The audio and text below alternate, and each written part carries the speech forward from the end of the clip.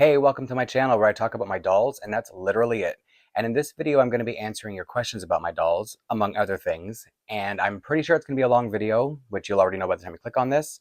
But let me explain the format of the video so that you can decide how you want to watch this. Because the reason it's so long is there are 80 questions, and of those questions, 59 are doll related, 8 are channel related, and 13 are personal related. So I'm going to break it up into those three parts in one long video. And if you see me looking down, it's because with there being so many questions, I had to make a PowerPoint presentation to make sure I don't skip any questions like I did in my last Q&A video. And so I'm going to be looking down and looking back up, and I'll try, because I know it's probably pretty obnoxious if I'm not staring into the camera. uh, and I think that's all I need to say, but because there are three segments, so to say, I'm going to put, when I do the doll related questions, so for anybody who wants to scroll around, you can have a visual signifier, I guess you could say. I'm going to put Tiana on the armrest for the doll related questions. And then I'll put my TM4, Truly Me 4, named Rainbow, on the armrest for the channel questions. And then I'll put Samantha on the armrest for the personal questions. And I'm starting with the doll related questions first because they're the most. And even though there are 59 doll related questions, I don't necessarily think it's going to be the longest segment, but I think it's, the one most people will be here for. And that's why I'm going to start there. And the personal will be last because I would imagine most people will check out by then. And that could actually be as long a segment as the doll related one, even though there are so many fewer questions. And I think that's all I need to say before I get started. I'm going to try to do this in one long, continuous recording. So if it gets janky, it's nothing new. So because this is the first one, the first segment, I'm just going to put Tiana up here so that you can see, you see her, right? That this, as long as you see her up beside me, those are the doll related questions. And as I already said, there are 59 doll related questions. And before I get started, I'll just give a little shout out to Carrie and Kate and to Tiziano Sands, Hello Kitty 2000. They asked for that and I said you could, so there's no problem there. And so now I'm going to move on to the actual first question. So question number 1 is from Grandma Honey, and she asks, how often do you clean your setup and do you ever have a mess? I would say that cleaning up my doll rooms is constant because anytime I film a video, I pull dolls out and then I have to clean them up, or just clean my area so that everything is, I feel like it's gonna be less dusty or less risky for the dolls if my area is clean. And then when I put them away, I have to clean again. So saying how often, or do I ever have a mess? I feel like almost all the time, because whenever I'm recording, it becomes a mess while I'm recording, and then I'll have a few days where I'm not recording. And so that's when I'm kind of relaxing. But then aside from recording videos, my displays are constantly under construction. So if you see behind me, there's construction going on right now. So this is not the time. It's unfortunate that I'm recording this and answering this question right now because my whole living space, like right in front of me, is a mess while I'm, having the dolls that aren't ready to be up on shelves yet. But once that's settled, I think I won't have to do construction for a long time, at least a month, which is a very long time for me. And one thing I forgot to mention is anybody, if I say a person's name, so whoever asked the question, that means they either asked in a comment in a video or in my community post. But I also did a story on my Instagram where you could ask there if you didn't want your name said. So I'll always do the comment or community post questions first, and then I'll do the Instagram questions at the end. So question number 2 from Cat Dog Mom: do you have any American Girl dolls in your collection you regret buying? And I don't want to say I regret buying this Nenea right here. It's just that I regret that I decided to choose one with the downward looking eyes because it makes me like her less than I probably would, because I see everyone else's Nenea dolls and they're always very beautiful. And so I think one day I'm going to fix her eyes. And I've said this quite a few times, so it's probably not a surprise to anyone who is hearing me say it again, that I just think I would appreciate her more, even though because I wanted those downward looking eyes because she's up on a high shelf. So I kind of regret making that choice because it makes me feel like a bad Nenea owner. Question number 3 is from Margaret Espinoza. Did you know about American Girl as a child? Not at all. I think if it had been more popular in Canada, because I'm Canadian, I grew up in a neighborhood where we did not collect luxury anything. So I just don't think my neighborhood was the right demographic, household income wise to have collected or known about something like American Girl. I don't think I was familiar with anything really catalog related unless because you ordered them from a catalog in the 80s and 90s. The only thing I knew about catalogs was sometimes you would, on the back of your packaging, you would get these points and you could mail away if you had enough points to get some kind of, I think that was kind of like a catalog doll. And we also had this store in Canada, at least in where I lived, called Consumers, and they didn't have an actual store. So you would flip through the catalog and then so at Christmas, you would circle what you want. It was like the best way to be a kid in the 80s was having those Consumers catalogs. You circle everything and then your mom goes to the store and she fills out the form with the numbers and she just waits and everything comes by on a conveyor belt. That's the only kind of catalog collecting I knew about in the 80s or purchasing. So no, not on my radar for many, many years after that. Question number 4, Theodore Luderman asks, what is the main reason you collect? I would say the main reason is addiction. Anything can be addictive, to be clear. And even though it's not, you wouldn't necessarily say you're addicted to dolls. Anything that, gets you excited or releases dopamine is addictive. And it's because you always, when you're collecting, you are obviously satisfied with what you have, but once you have the thing you're waiting on, your brain automatically goes, okay, what's next?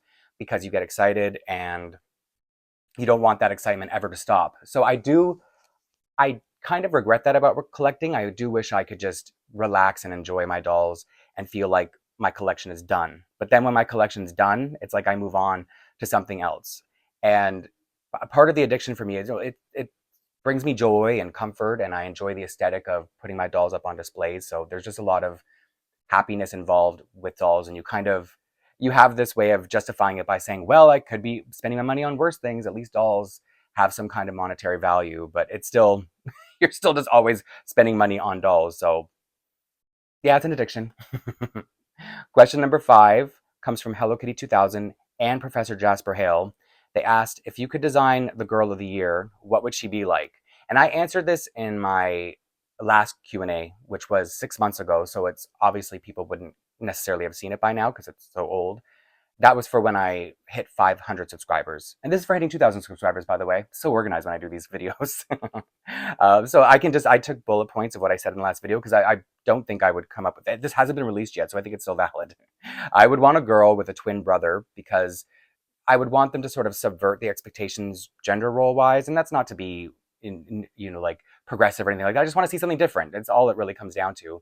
So I'd want the girl to be more into sports and then the brother to be into theater. So it's like, it wouldn't be the typical boys have to be masculine and girls have to be feminine thing. Just, there would be cute outfits. And so she would like baggy clothes and hoodies and not so much pink. I don't have a problem with pink, but I'm just saying she, be a different kind of collection. And I know this is already, if anybody in the toy world or toy manufacturing world was like, no, we want these to sell. So no, that's not going to work. And she would be into like she would wear more athletic wear and he would be like preppier, wear fancier clothes. So maybe some like even little bow ties. And I know we see those sometimes at Christmas for boys, but I would just like to see a cute a cute collection of fancy clothes for boys, or just like, the Argyle sweater, which is probably not very modern, but it would be cute.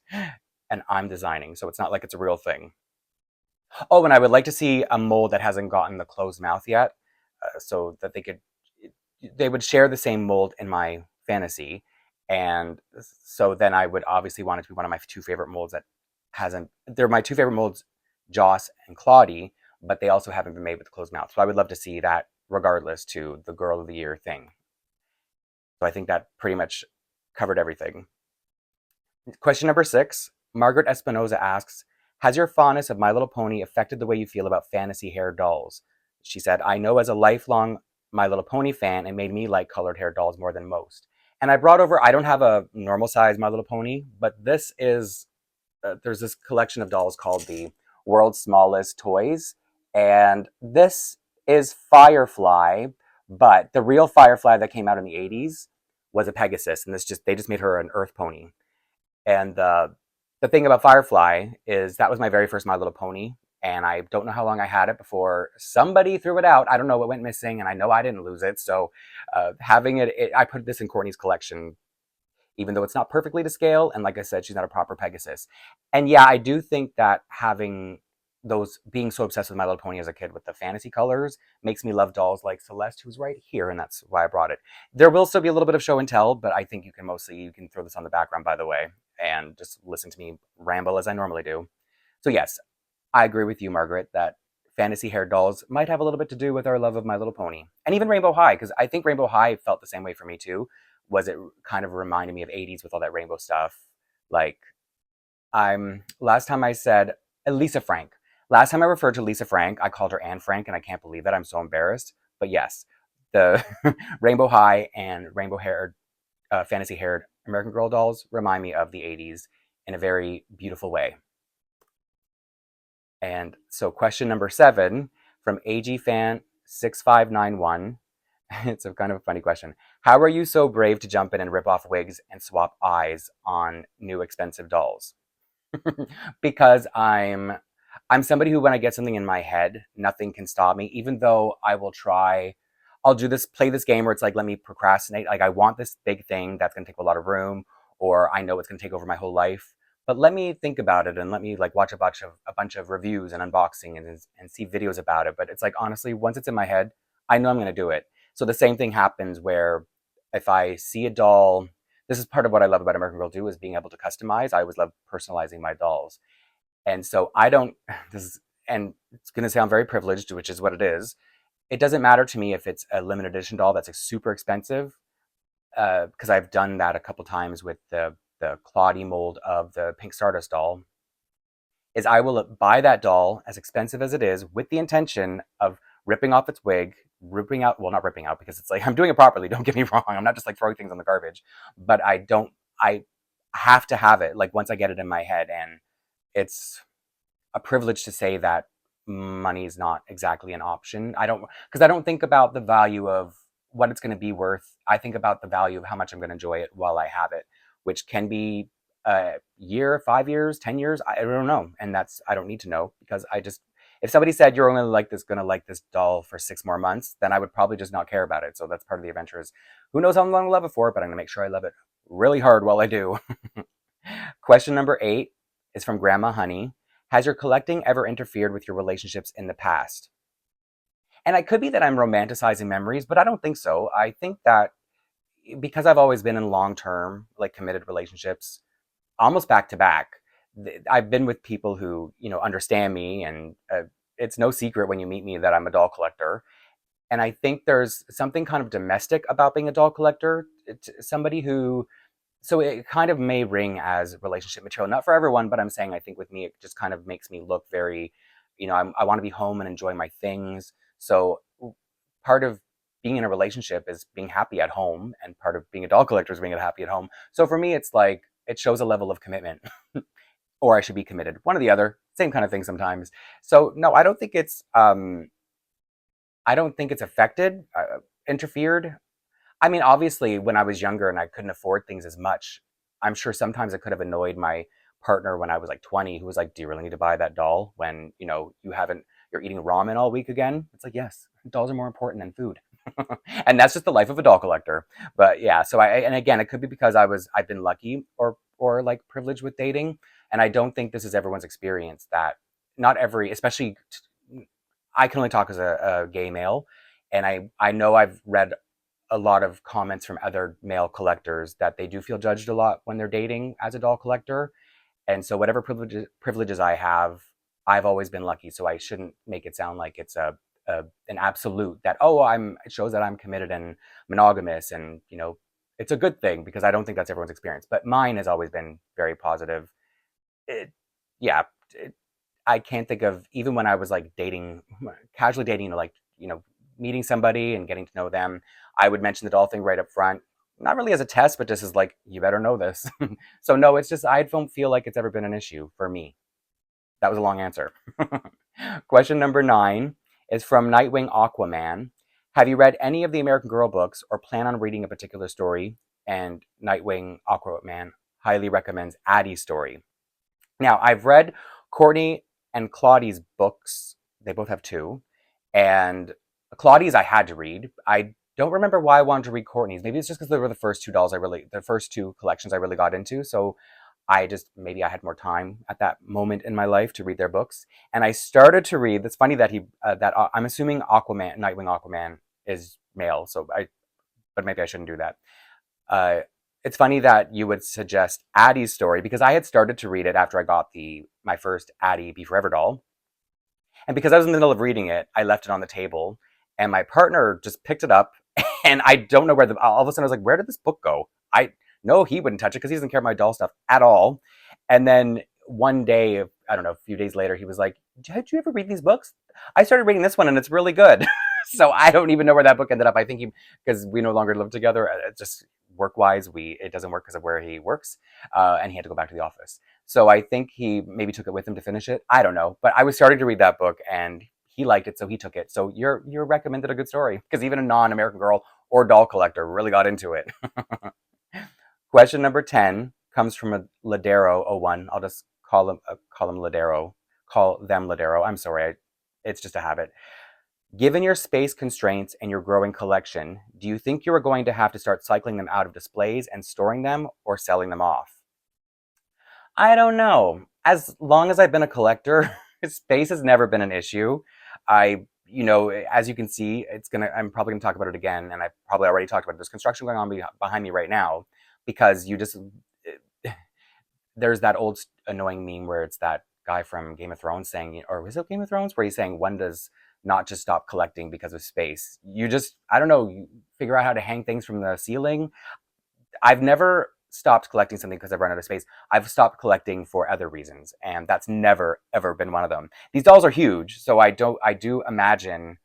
I don't know. I'll figure that when I'll jump off or burn that bridge when I get to it. But I don't know. I don't think it's enough to stop me. No, I don't think it's going to be a space thing. Storing them? No. Sorry. The answer to that is no. I have started storing some of my Tiana collection, but it's just little like things that are like this big, and I can just shove a whole bunch of them in a drawer, and they're not even that dynamic as far as displaying goes. They just like added clutter. So I think American Girl so far doesn't feel like that. Did that answer the question, or was that just really rambly and non-committal? I think my answer is no. Question number 11. Margaret Espinoza asks, do you have Claudie travel? Yes. Do I have Claudie anything? Yes. I have everything Claudie. I have one Claudie for every outfit. So I could have just said yes and moved on. But yes, I of course have her travel outfit. I love her travel outfit. I love everything about Claudie. Her entire collection. The only thing I don't love about it is it's not big enough. They need to start releasing more. My only complaint. Question 12. Dolls World asks, which AG dolls do you suggest are best to collect?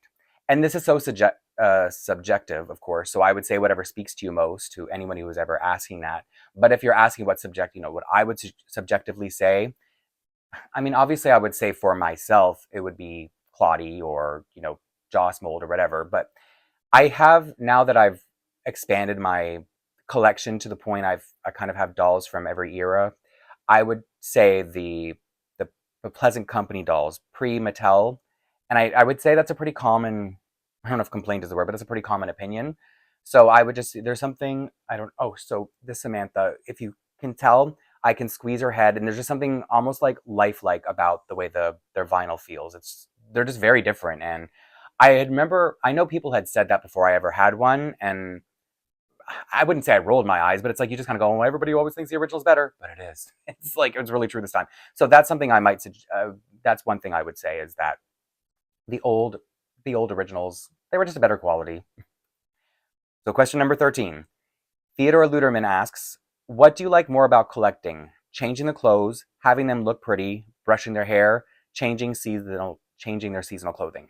And for me, it's looking pretty, absolutely. I want to get them up on a shelf and displayed. I don't really love to touch them. I don't want to ruin them, and I know that the oils from your fingers can leave their arms shiny, which I don't know if you can see it on Tiana over here. I'll talk about it a little bit later. But so I really just like to get their hair, everything I want to get it all the way it looks, get them up on the shelf, and then I can just admire them until it is the next season. I do enjoy all the other aspects, but it's all a means to get them up on a shelf. So yeah, definitely looking pretty. Question 14, Cat Dog Mom asks, What Disney doll would you like to see American Girl release next? Merida, hands down. And that's not a Disney, it's not because I'm a Merida fan. That wig would be so amazing. I love red-haired dolls. And I hope they would bring it. So when Disney releases Merida dolls, her hair is a little bit more of a rusty orange or rusty red, whereas in the movie it's a lot of a brighter, it's more vibrant of an orange, and it's they could even use the Yvette style type wig, but just make it more of an orange shade, and that would be beautiful. So I don't even have a preference on what the mold would be. I mean, I have my favorite mold, so that would be a very biased answer, Joss, for Merida. But I would be okay if she was classic mold. That wig would be incredible. And then I would sell off her outfit because she wouldn't be Merida in my collection. I don't even know if I would call her Merida because it sounds too much like European languages. I don't know if you know anybody who's Portuguese, or it just sounds like a bad word in other languages. So I probably wouldn't call her that. So question 15, Outspoken Journey asks, do you have any interest in the earlier Addy mold dolls? For example, TM Truly Me 1, 18.1, because she's trying to collect them all. And are you kidding? Of course I do. It's just, those are so expensive. To find the older, I got really lucky finding the Truly Me 11. Somebody in Canada. I mean, it wasn't even that cheap, but I think she was selling it a little bit cheaper than the going rate because of the silver eye, which is part of what I loved about the doll. Even though I'm thinking I could swap her eyes out now and then and just give her a different look because I swap out eyes all the time. But yeah, I would love, it's just, those are pipe dreams. So there are Grail dolls, for me anyway, a Grail to me is something I will chase, and a pipe dream is one that's like, no, I'm not even going to put that on my wish list. If I ever come across it, I will snatch it up so fast, but I just don't put it on my wish list because it's not, there are so many other things, like, I always want to collect so much stuff and so much, I'm greedy. And so to put something so big, to take up such a big chunk of like spending, like just that chunk of money that you have for your budget, it's just, I haven't been able to justify it yet. There are just too many things that I could spend that amount on. But absolutely, I wish they would go back to those sort of experimental dolls that they had in the beginning, like that Truly Me one with the textured bouffant. I don't know if that's what you would call it, but she was so pretty. And yes, but I try not to think about dolls like that because they're just too far out of my reach. And sometimes they go for more than I even expect. And I've had people reach out to me like, oh, I heard you're looking for this doll. I'm like, yeah, I am. And they tell me the price. I'm like, is that how much it goes for? Abort. Never mind. I take it back. So yeah, yes, but no, but yes. Question 16. Grandma Honey asks, have you ever thought about what you'd have to do if you had to move? I think about that all the time. I lie in bed at night thinking, could you, because I live in a building, well, I live in a city that has this thing called renoviction. I'm lucky that I'm in a unit in this building that's already been renovated, so it wouldn't really be feasible for them to say, we're renovating the unit, you have to move out. But that does happen in my city all the time. And so it does cross my mind, I guess is what you should say. But I don't worry. I just imagine. I imagine it all the time. Because when I moved into this apartment, almost, it's been over 4 years now. Like 4 years, 2 weeks ago was 4 years that I moved in here. And I did it by myself because, I was single when I moved in here. And I have all these detolfs around me. I had like 300 Integrity Toys dolls, my Tiana collection. And even if I weren't single, if I hadn't been at the time, I wouldn't want anyone touching my stuff. It's like, if it's going to get ruined, I want it to be at my hands. I don't want, because I could get mad at myself, but I'd feel so bad. I wouldn't have the same response. I wouldn't be able to get the anger off my chest if somebody else did it. Does that make sense? I could get mad at me and yell at me and be like, oh, and really regret it for however much time I regret it. But I would just be, so my things would be ruined, and I wouldn't be able to, express how I feel about it because the person would already feel bad. And I just think people wouldn't care for my stuff as much as I would. So yes, I knew when I moved in here, another point about when I moved in here with the stuff, I knew that I was going to be moving for like 6 months in advance, maybe even longer. I was through a breakup, so we were uncoupling, I guess you could say. So I had a long time to pack everything up. And if that happened now, if it was through not my choice or whatever, I don't think I would have the same amount of time to pack everything up. So no, I think about it, but no, I don't want to. And this will come up a little bit later in the Q&A too. But I recently had a break-in my storage locker in my building. A lot of people said, you should move. And I was like, No, I shouldn't. First of all, not even packing up the stuff, it is so expensive. I moved in here during the pandemic when renting in the city was a lot cheaper. It has, like, I'm not saying my rent has doubled, the rent in the building has doubled, sorry. But if I moved in here now, I would be, if I moved into a like, a similar building now, I would be paying probably 800 more a month rent. And in this unit alone, if I moved into this unit now, I'd be paying 600 to 700 more, I think is what people are paying. It's just, I moved in at a very, very lucky time. So not going to happen. Against, or what did they say? Over my dead body? Yeah. Question 17. Hello Kitty 2000. And somebody on Instagram also asked this. And Angel Colon Zapata also asked. So 3 people asked this question. What American Girl collabs would you like to see in the future?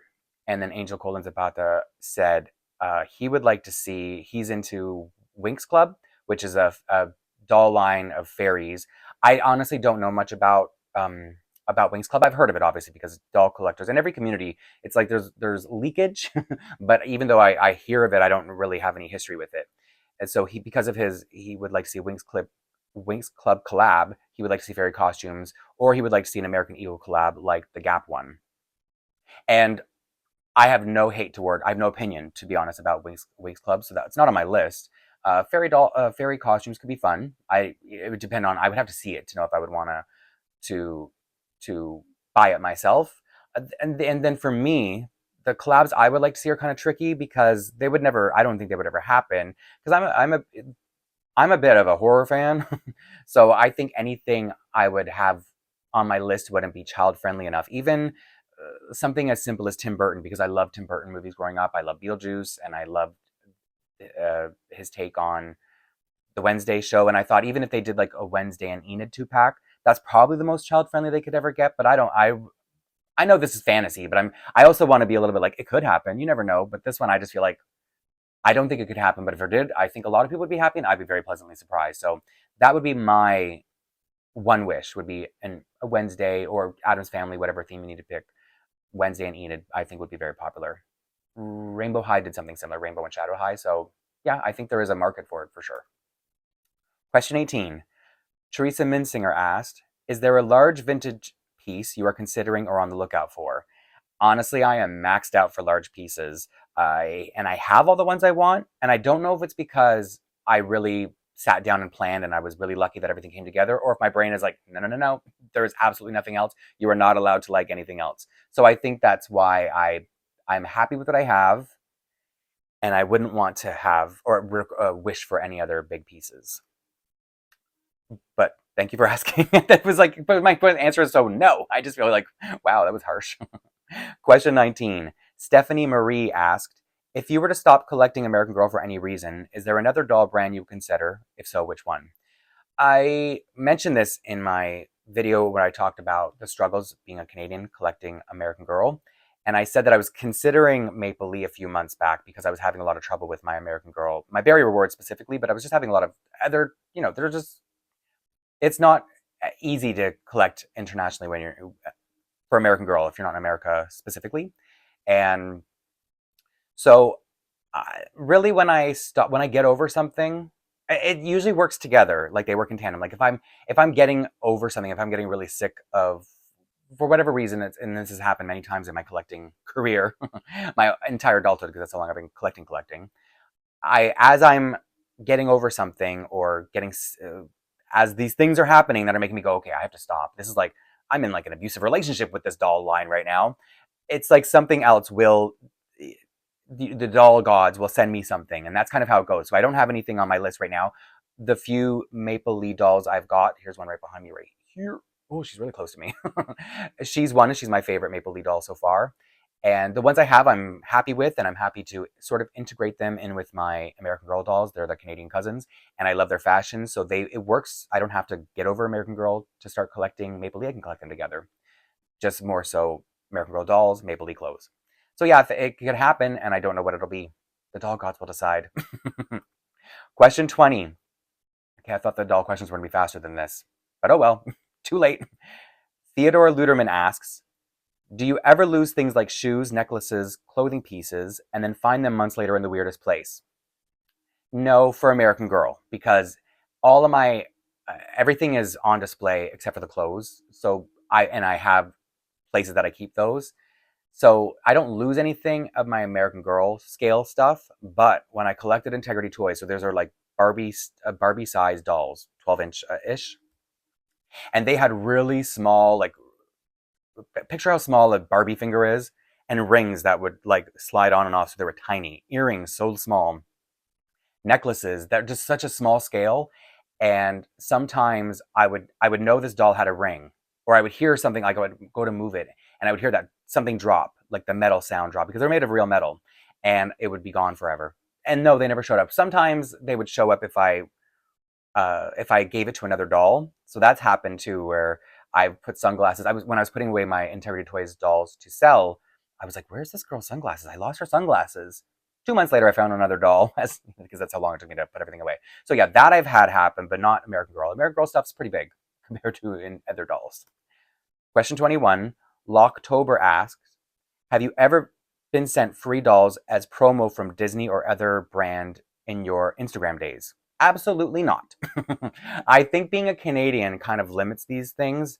I just don't think there's enough demand for it in or from Canadian collectors. I know YouTube is very different, and so far I've had a very different experience on YouTube as far as feeling this on the same level, if that makes sense. Like, I don't feel like being a Canadian here on YouTube hinders me the way it did on Instagram.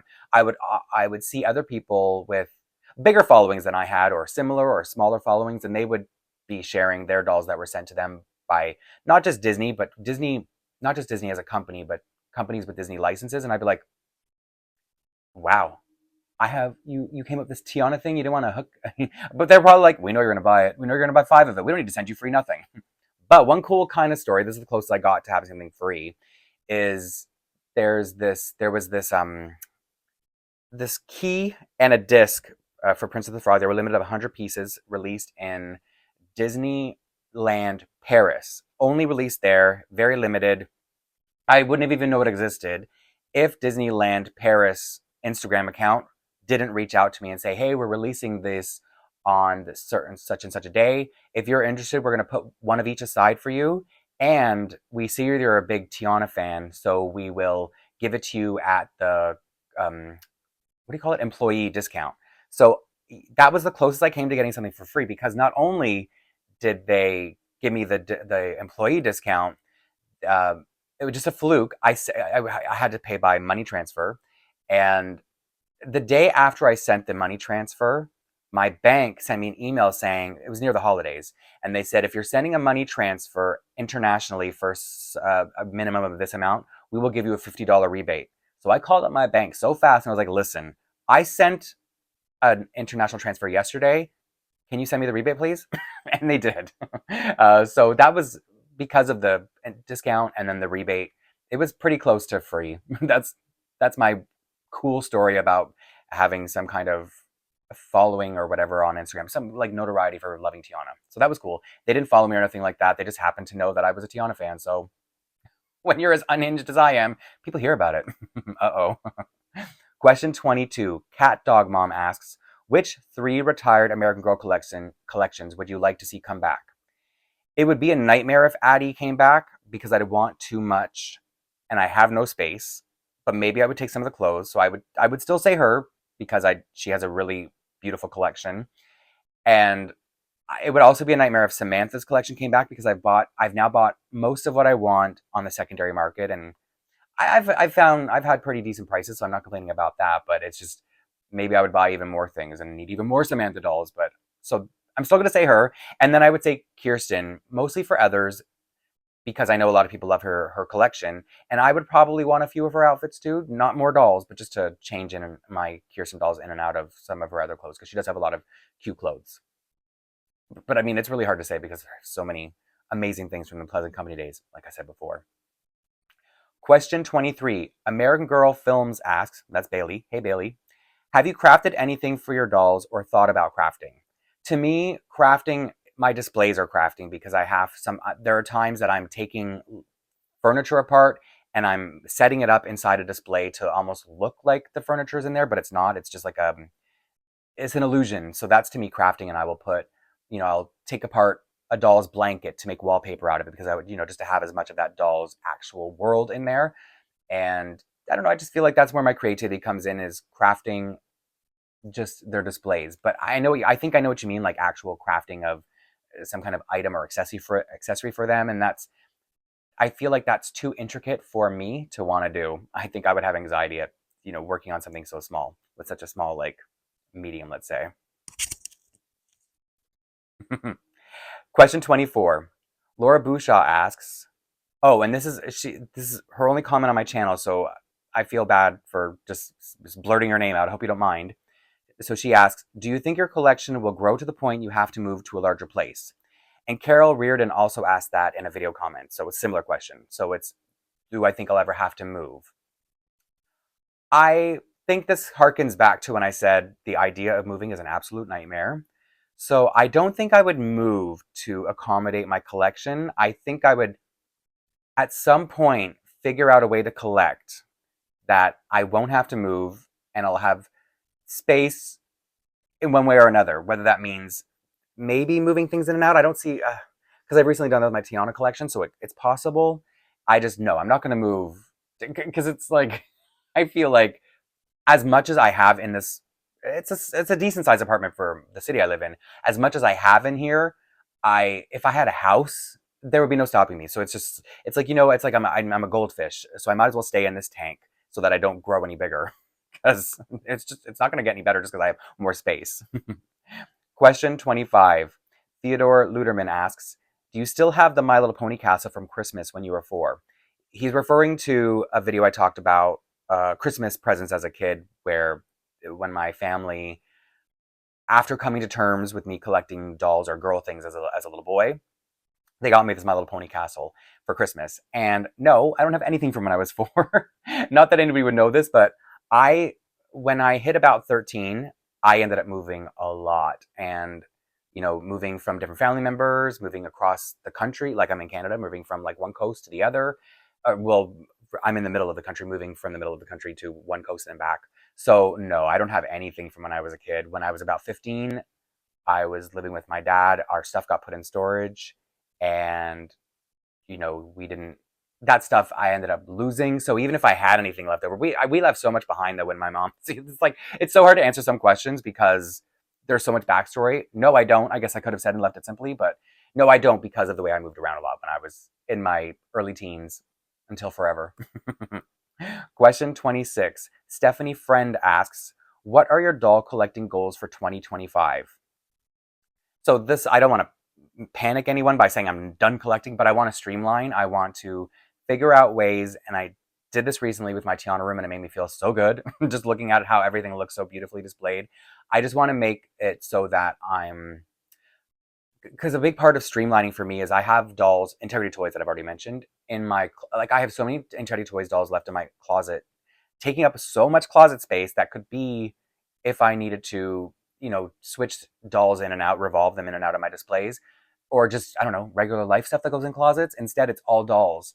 And so I think my big plan for 2025, collecting wise, is to finally sell those off. But it's like, there's always one excuse after another.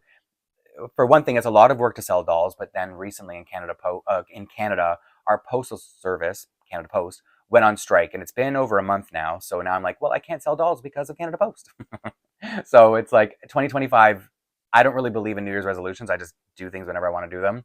But if that were a New Year's resolution, or if I did them, that would be one of them. So yeah, that's my big thing. Streamline, clear out the things I haven't collected, and, let it go. Question 27, Grandma Honey asks, was your storage locker break-in ever solved? And so this kind of relates to the last question. So the who did it, who done it aspect was never solved. Oh, and then if anybody's wondering, I did this video in October, spooky season, because it was about my storage locker being broken into and dolls getting stolen, my Chucky dolls specifically. It seemed like somebody in the building was responsible.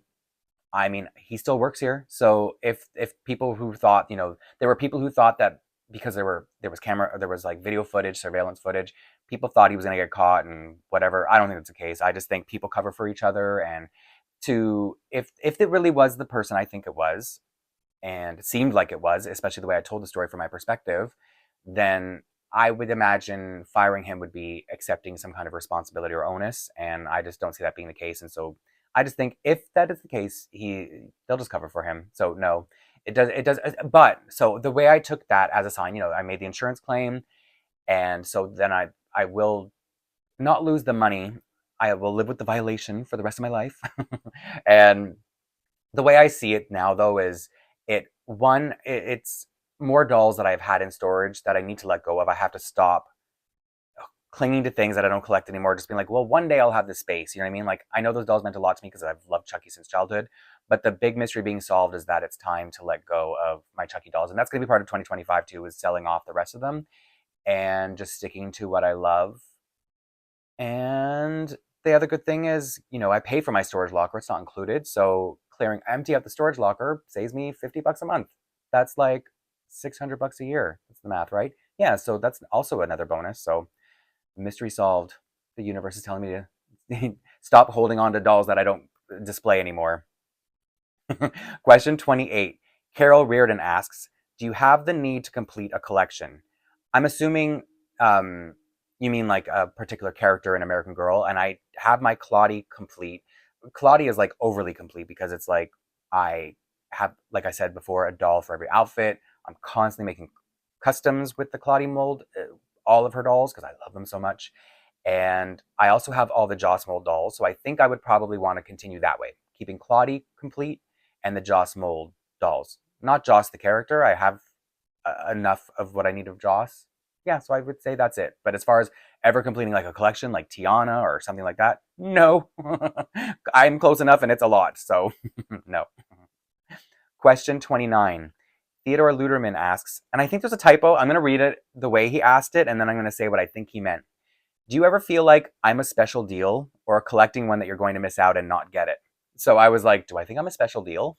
And I thought about it for a minute. No, I think I'm just a collector like everyone else. But I think he meant, do you ever feel, I'm assuming like if I ever pounce on a deal because I'm afraid of missing out, or did I ever get a special deal?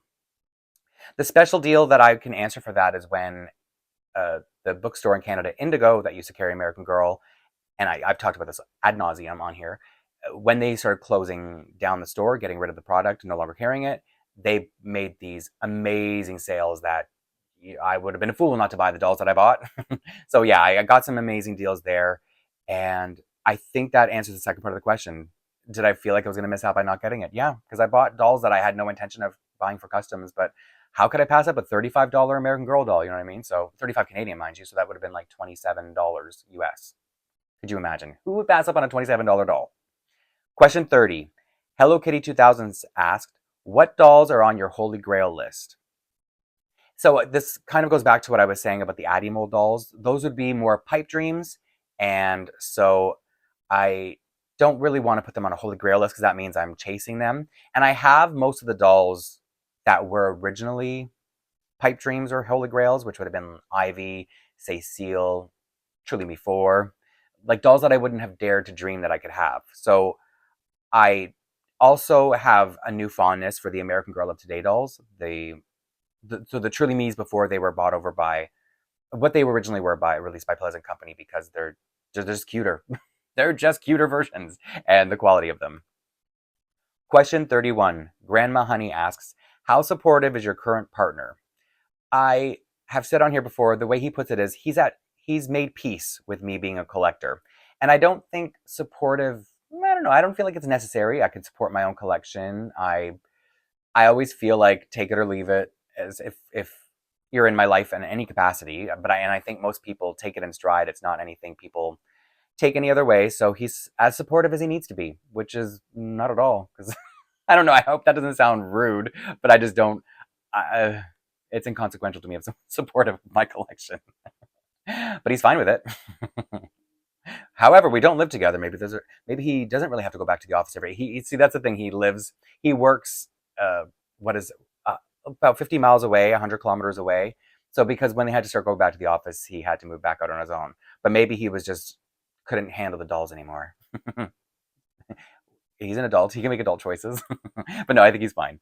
Question 32. Can Kent Jackson asks, American Girl has asked you to design the next historical character. What would she be like? And Hello Kitty 2000 also asked if I got to decide the next doll. So I think this is the same question. And I also answered this in my Q&A from 6 months ago. So I'm just going to go with that story again because this doll hasn't been released. So I would still say this doll. She would be from the 1860s or early 1870s, if not to, so not to clash with Addy's decade. And I'm just reading the bullet points I made because I can't remember a truly me number. So she would be a child of a Chinese family who immigrated to America to help construct America's Continental Railroad. And the reason I chose that for me as a Canadian, we have the same history here with Chinese immigrants to Canada. They came over here in the late 1800s, early 1900s. They built our railroads as well. A lot of people were unalived through the experience and almost living in like camps. They lived in squalor. So I think it is an important part of North American history that I think we don't talk about it because we don't think about it. It's like we don't know it exists unless you have friends or someone close to you who's descended from it and they know it from their own lineage. So I think it would be a really interesting story because it would teach us about just something that we don't even know is a part of our history. So that would be fun. And they could bring back the Truly Me 4 mold, this one right here. And she could also have a brother, since the workers, I believe they were all males. They worked on the railroad as young as 12 years old. So she could have had like a 12-year-old brother. I'm not saying I don't think he would be a doll because I don't think they really do companion dolls anymore. But imagine getting Truly Me 4 with a closed mouth as well. So cute. So yeah, that's I'm doing it for like really selfish reasons of wanting to see these specific dolls come back, and I do think it would be an interesting story, and I would really enjoy reading that whole series. Question 33. Cat Dog Mom asks, if you could only continue to collect one line of dolls, what would it be? I'm going to go outside of dolls, and I think if I could only collect one thing, it would be my Tiana collection. And it's not to say that I mean, I do love Tiana more. I've got way more history with Tiana as a collection. Anything I've collected over the last, um, well, after I left Disney, just went on to collect only Tiana of Disney. Anything else I've collected over the last, it's been 5 years. Yeah, 5 years has been some connection through Tiana. So whether it's like, an example was when I went to Integrity Toys. At first, I was buying their clothes to go on some of my 12-inch Tiana dolls to make her look, extra special, because I wasn't buying any more of those designer dolls who weren't Tiana. And then I was like, oh, I'll buy her a male Integrity Toys doll. He'll be like her fashion designer friend. And then before I knew it, I had 300 Integrity Toys dolls. So Tiana's fault. And same thing with American Girl. It's just everything. I've talked about it on here a lot, but anything I've collected over the last 5 years has been via Tiana. So that's the one thing I would stick with, if that's what you're asking. Question 34. Cassia Razinska asked, have you attempted thrifting American Girl or Maple Lee dolls? I think I once, okay, I'm going to sound a little bit like a snob, but when I was young, really young, I had to shop at places like Goodwill, and we have this store called Value Village, and I had to thrift a lot when I was at a certain age, going through certain things in my life. So I don't want to say it. I feel like I'm above it now, but it triggers something in my brain where I'm like, I don't want to go through this anymore. So I have walked through Value Village, which is thrifting here, and looked in their toy section without touching anything. And I know that sounds really weird, but it's just like I didn't want to rummage through everything. I just didn't get in that headspace when I went in there. I just did a quick look. I was like, no American Girls, and I left. And the thing I've also heard about thrifting American Girl dolls in Canada, I don't know if it's the same thing in America, is the people who work there are trained to look for American Girl dolls that are donated to them for free and then charge a lot of money for them. So they're taking this free doll and going to charge like $80 for it. And it's like, okay, Value Village, relax. This was given to you. You can charge a little bit better than that for, people who come here because they can't afford to go buy a new one. But anyway, I'm not trying to preach. I'm just saying, like, that's a feeling I had when I went in there.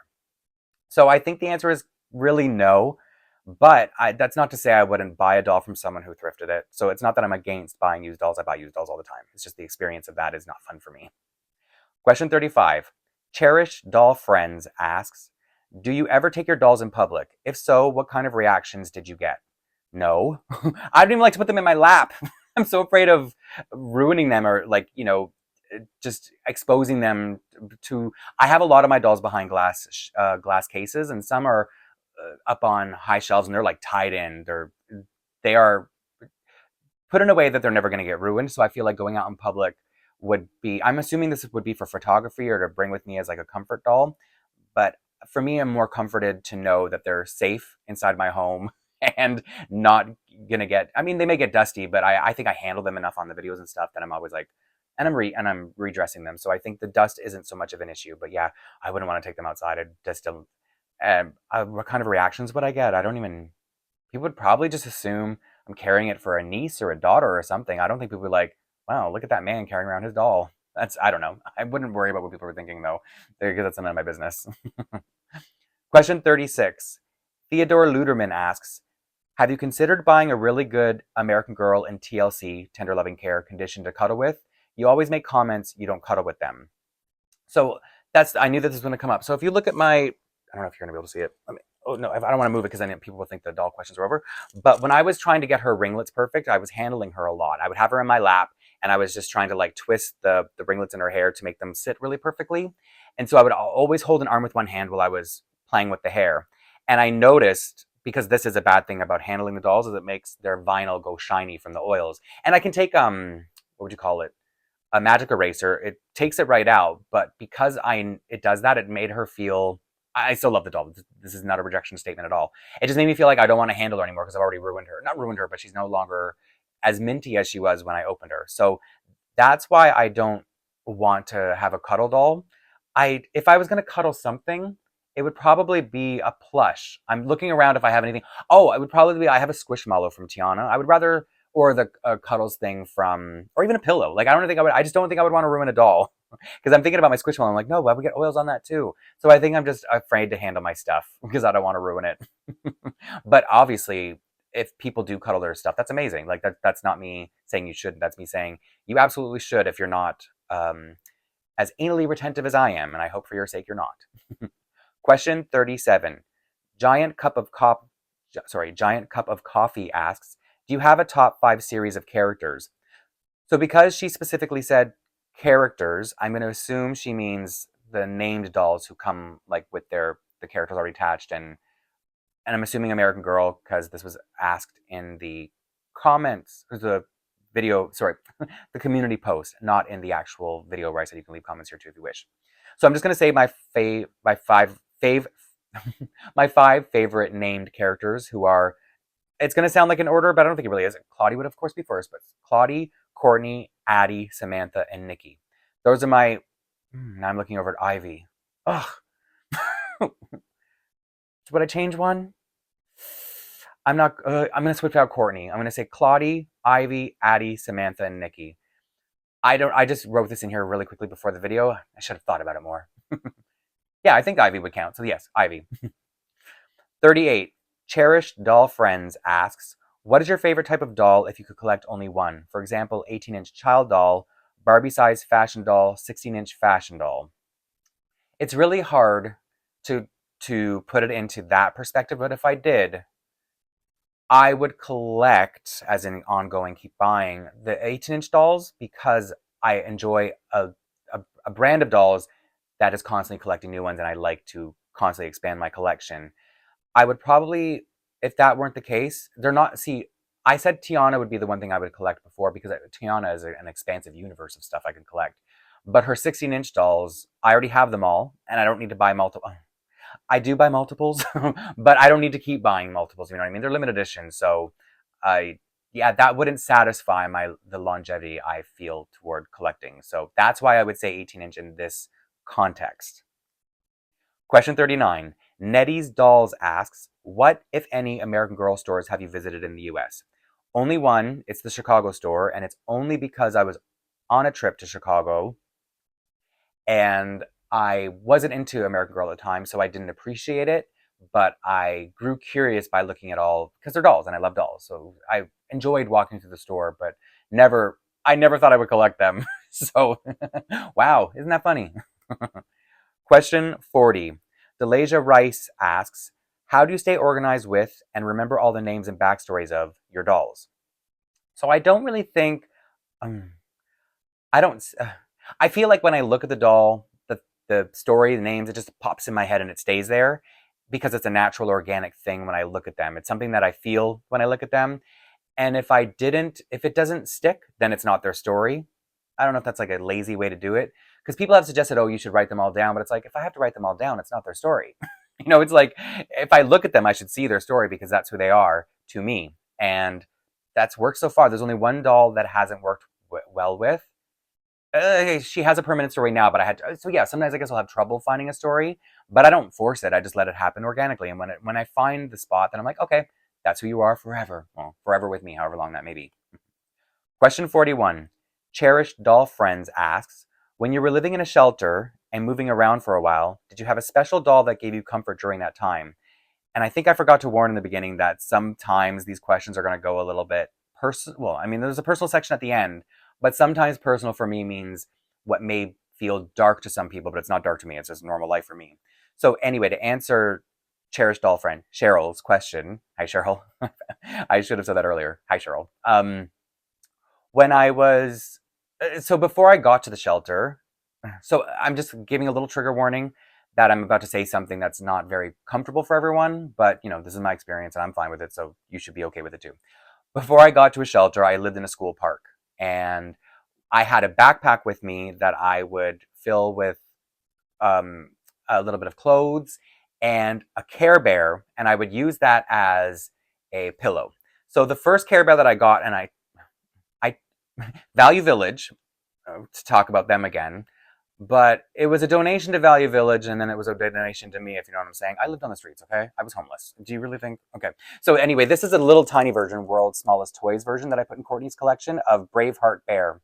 And it's not just fitting that he was Braveheart Bear, because I had to be brave at the time.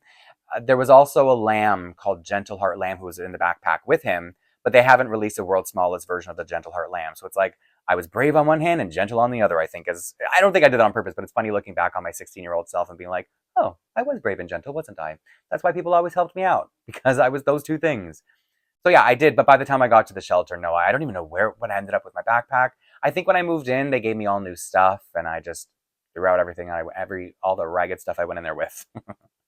So now these are going to be Instagram questions, which means there will be no usernames. And this is still in the doll-related section. So question 42, how did you straighten Claudie's wig? And she's right behind me up here. So that wig up there, I hope you can see it clearly. I don't want to bring her. Should I bring her down? No, it's too much. It's too much. So it's a really spirally wig, naturally, the one that she's wearing. And what I did was I have this big metal bowl that I filled with boiling water. And because that's a customized doll, so the wig wasn't on her head. It's not her original wig, this doll here. So because I had it off the wig and I didn't have to worry about, because when you straighten doll's hair, you don't want to get it all the way to the scalp, because of if you would get moisture stuck under there, it could be dangerous for mold or whatever. So I was able to get it right to the root when I was straightening my doll's hair. So I would just dunk it all the way, kind of do like this when I'm dunking it, just to get like the length, pulling it down. And because this one I didn't want it to be completely straight, I wanted it to be kind of like a body wave. I didn't comb through it as strongly as I did with the wigs that I wanted to get like flat straight. So yeah, for me it's just boil washing. And a friend on Cody on Instagram, I forget his handle, sorry Cody, he told me how he did it, but he would do with the wigs on their head, so he would only go as close to the root as possible without getting the wig cap wet. 43. Question 43. What is your favorite part about doll collecting or American Girl dolls in general? Definitely displaying them. And I feel like I talked about this a little bit, but to answer this question specifically, it's putting up a scene that I can stare at and just feel like I'm at home, and I'm just like I express something. I don't know. It's weird to think about. I think it has to do with the fact that when I was a kid, I shared a room with an older brother. He was 5 years older than I am. So, for example, by the time I was 8, he was already a teenager. So me being a little boy playing with dolls and him being like a macho jock teenager, it was really hard for him to share a room with me. And our room was hard for me too, because he had up all his like sports stuff and trophies, and I just wanted to display my Little Ponies. And I remember when he would be, because he would go out a lot when he was a teenager, and so I would be home in my room, our room, and I would take down all his trophies, which were dusty. He clearly didn't care about them. And then I would set up all My Little Ponies, either, color code them, or just have them all positioned in certain ways. And then I'd go out to be like, Mom, come look what I did. I'd be so excited and proud of my displays that I made. And my mom would come, oh, Blaine, that looks so nice, but your brother is going to kill you when he comes home. And then he would come home, and my mom would be right. She'd be sitting in the living room. This is a story she's told me, and that's why I'm kind of telling it from her perspective. She'd be sitting in the living room, she'd be here, my brother being like, what are you doing? This is a boy's room. You can't be putting your doll stuff up in here. And then he would see my mom would see My Little Ponies come flying out into the hall, and then I'd be coming out behind them crying and picking them all up and saying, I don't want to share a room with him anymore. So that's just something I've always loved. That was a really long answer. I think I meant to go into that tangent, but I think, I'm still expressing that as an adult for what I lacked in my childhood of being able to do it. So maybe if I could do it as a kid, I wouldn't have to do it now. My brother's fault. Question 44. What's your favorite American Girl set? And I think they meant play set. And I really did think long and hard about this one, because I could say 5 off the top of my head that are my favorite. So I think if I were going to narrow it down to one, if I had to narrow it down to one, I would choose Tyson's Ice Cream Parlor from Samantha's Be Forever collection. There's just something so classic, and I would love to go there. You know what I mean? I would love to go to Tyson's Ice Cream Parlor more than the local bean, because I hate coffee. Or maybe anyway. So yeah, I'm just going to stick with that and leave the answer there before this answer turns into 10 minutes too. Question 45. What's the next doll you want? Lindsay. I think that's all I need to say about that. Lindsay and her whole collection. It's a very small collection, but yeah, I want Lindsay. Question 46. Do you have a Tiana Yes. Whatever the rest of that question is, yes, I have a. But the actual question was, do you have a Tiana statue or figure? And I have pretty much all the Tiana statues and figures. There's one that has just recently come out, so I don't have it yet. It's so American exclusive, I can't even open the link to, on a Canadian URL, I can't even open it. So I have to wait till my next American trip and order it when I'm in America, because it won't even let me open it. Like, somebody will send me the link and it'll switch over to the Canadian site, which doesn't have that figure. So, it's for her 15th anniversary too. But I mean, I'll live without it, honestly, if I have to, but I'm saying that's the only one I don't have. Question 47. Have you read the books or seen the movies? If so, what are your favorites?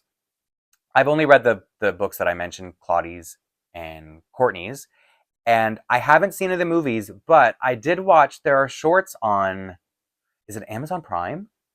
I think it's on Amazon Prime, where you can watch the shorts, where it's Joss's shorts, they're like 5-minute episodes, and the Traveling Twins, I think they call it, which is not 106, but the Truly Me 106 without the painted eyelashes. Is it 83? I don't know what number she was originally.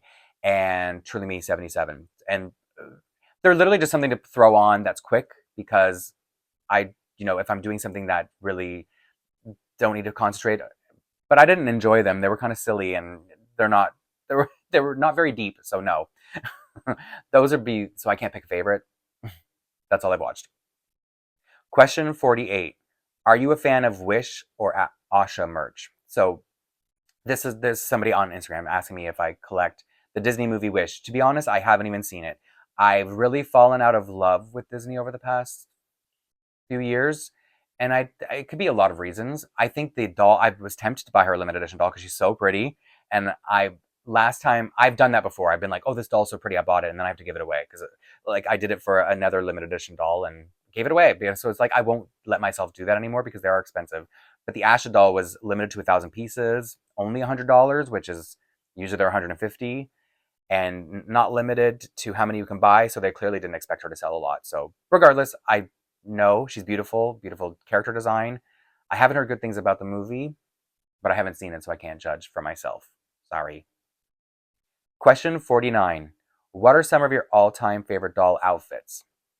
Now, I can't show them because nobody's really wearing them right now, so I wasn't going to pull them out, but I'll just say a couple. I do have a video planned for this. It's an expansion of another video I did. But so the Rebecca's current Hanukkah outfit is one of my favorites. The Holiday Magic outfit is another one of my favorites. I should have brought them over, but anyway, I'll show them very soon, so it's fine. And the Just Like You velvet dress outfit, which is the black velvet dress with white buttons. It looks very 60s, but it came out in the early 2000s. I feel bad that I didn't. I went through this to see if I need to bring over any visual cues, but I forgot that. I think I overlooked this. Sorry again. Question 50. How do you feel about being a male? This is a really good question, actually. How do you feel about being a male in the doll collecting community? This might go on for a really long time. No, I'll try to keep this succinct. I think my first reaction is I kind of like forget. I don't like feel that way. Like on the surface, and then moments like this, I'm like, yeah, how do I feel? I feel like comfortable. I feel like that's where I belong. I As a kid, I was so if this is considered a female space, and even this is an Instagram question, so that therefore they didn't want it said. So this was a male who asked, so I don't want anyone to think that like a female was being like, how do you feel? You know what I mean? It was like probably just curious. And so I feel like even as a kid, I hung out with girls, I played with dolls, I felt like that's where I fit in. My parents always wanted me to hang out with boys, and whenever I did, it would lead to trouble because boys were troublemakers, and you know, so it was almost like every time I hung out with a boy, I'd be like, no, that's not for me. I don't belong there. And then I think, being in the male adult collector, like adult collector space is, um, it's interesting because it's probably, there are fewer of us for sure. And so it's as far as having an account or a YouTube channel, I think you can tend to stand out a little bit more. And I think, and this harkens back to me being a child and girls always being really comfy around me. I think because I'm a gay male collector, women naturally feel more comfortable in my presence. At least that's how I feel on this side of it. And I have my whole life. So I just feel like I might feel more approachable to a female, even though that there are females who, of course, would feel more comfortable around among other females. So I don't mean that exclusively, but I think there's just something I've always felt more comfortable in a female space. That's probably an old-fashioned way to say that, but I've never felt um, wrong. I've never felt weird being in a doll space or a female space. And uh, one thing that it's not going to be one thing that I want to just mention, because Christy at AG Takes Over has mentioned this to me a couple times, that there's I might misquote this, so please refer to her because she's has a lot of thoughts about this and a lot of like information that males are almost elevated in female spaces. They're more welcome than a female would be in a male space, which is very interesting. When she said that to me, I don't remember if she or her wife studied the psychology behind this, and I think it was her wife, and that's how she's within proximity of it, and it's something that she finds very fascinating and true. Like it's something that she observes to be kind of true, and yeah. So I think that's a very interesting thing that it's almost like women, and I may be misquoting this, what she said, women feel so like, oh wow, a man came into our space. I don't know if that's how she worded it, but it's interesting to think that a woman could be like, oh wow, look, there's a man here. Let's all like look at the man. And I hope I'm not saying this really badly or poorly, but yeah, so that's what I'm saying. Like, I just always feel very welcome and I'm grateful because that's where I'm more comfortable. So kind of a long answer, and I hope I don't regret I hope I didn't miss something and then I go, oh, I wish I'd said that, because that is a really interesting question. And I think a lot of people would be interested. Oh, yes, one more point. Okay, so my favorite part about being a male in the doll collecting community is for the parents out there who have a little boy, like a male child who's a boy, who collects dolls and may feel different, because I know I didn't have negative feelings about being a little boy who played with dolls, but I know other people did and wanted me to feel bad about it. So there may be boys out there, even in this day, in today's society, who still feel bad about it and feel alone. So parents have reached out to me through various methods to thank me for talking about my love for dolls and being a male. And so yeah, I think that's also a good thing about being a male in the male collecting space, is normalizing it, destigmatizing it. So yeah, it's cool. I like it. I like That's how I feel about it. I like it. Question 51. What do you hope to see from American Girl in the future? I'll always hope to see more boy stuff, which I think some people would be like, shut up right now, no more boy stuff. But there is a market for it, and there are some of us who like it, and I would imagine it doesn't sell well enough, and that's why they don't always. And we haven't seen a new Truly Me boy in a while. We didn't get a holiday outfit this year. So that's why I'm saying I would like to see it, but I just don't know how popular it would be. And I'm going to say this mostly for other people, but I do like variety, so I would say less pink. I like pink. I think we've all had our fill on pink this year, even us pink lovers. But maybe next year we could see a different color palette, and that would be fun, just for variation. Oh, and I would also like to see dolls with like albinism or vitiligo, and it's just again variety, and these things like these humans, people like this exist, so it's nice to see it in the doll world. Because if you have like for me, I like to have dolls who kind of represent or remind me of someone in my life, and some things are just non-existent. And I know they have a wheelchair and they have crutches or they have things to represent for differently abled people, but they don't really have a differently abled doll. So it would be nice if they just somehow could think of how to work in official dolls of just different stories, different experiences. Because even though I may not relate to that experience, I would still like to have that around me. I would like exposure to it. I don't know how to explain that right, but I want to see that. Does that make sense? I hope that makes sense. Oh, and I think that back to like with American Girl, because I collected Rainbow High previously, and they had a lot of. They didn't have differently abled dolls, but well, they did start doing different body types after I stopped collecting. But they did have, um, they had a doll with albinism and a doll with vitiligo specifically, and I think that's what made me think of putting those two specific examples in my response. Question 52. Oh no. Why is Tiana your favorite princess? I only say oh no because I'm going to try my best to keep this short, but I make no promises. When I first saw the movie, so I was really intrigued because it was a 2D animation, not computer generated, computer animated movie, which we hadn't seen in a few years from Disney. And I grew up on the 2D animation, so it was probably a little bit of nostalgia, and it just was such nice looking 2D animation. It was like the best. It's the peak. Like I don't think we'll never see 2D animation again, but if we do, it won't be as good as it was in Princess and the Frog. And so instantly, I was drawn to the magic behind the movie itself, and of course, the character's pretty, and I would be I, I, I would be lying if I didn't say her being a pretty drawing, like the way they animated her was really pretty with her big smile and her big like amber brown eyes, just looks very pretty. And the part in the movie that really caught my attention, for anyone who hasn't seen it, she wants to open a restaurant, and she's so close to opening. She's so close to achieving her dream. She's bought the place she's going to have. She's got all the money saved up, and she's at a party where she's going to sign the papers, and she finds out her dream was somebody came and offered more for the place, and now she's not going to get a restaurant anymore. And they make a comment to say, like because she's they don't say it, but they imply that because she's a black woman, it would have been a harder job for her to do it. So you're probably better off not following your dreams anyway. Which kind of triggers me a little bit as I'm saying it out loud.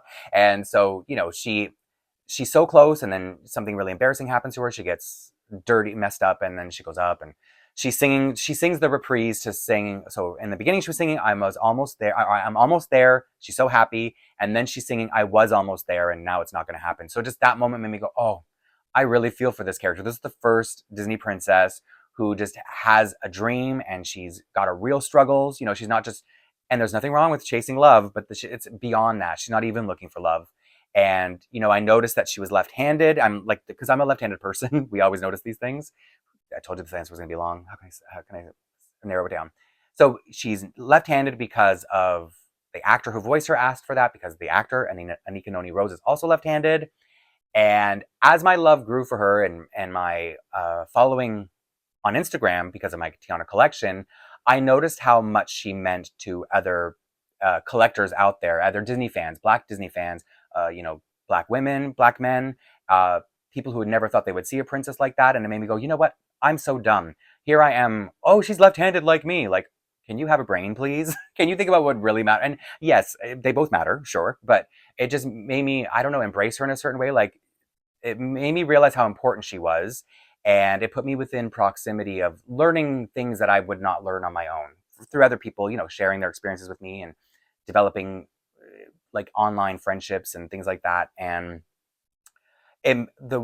through those conversations, I realized something about Tiana that's very special and unique so far. I haven't seen Wish, so maybe it's true there. I don't know. But she's the only Disney princess who's a minority in her story. So Mulan is Chinese, but she's in China. So she's a minority because she's a female, but she's not a racial minority or any visible minority aside from being a female.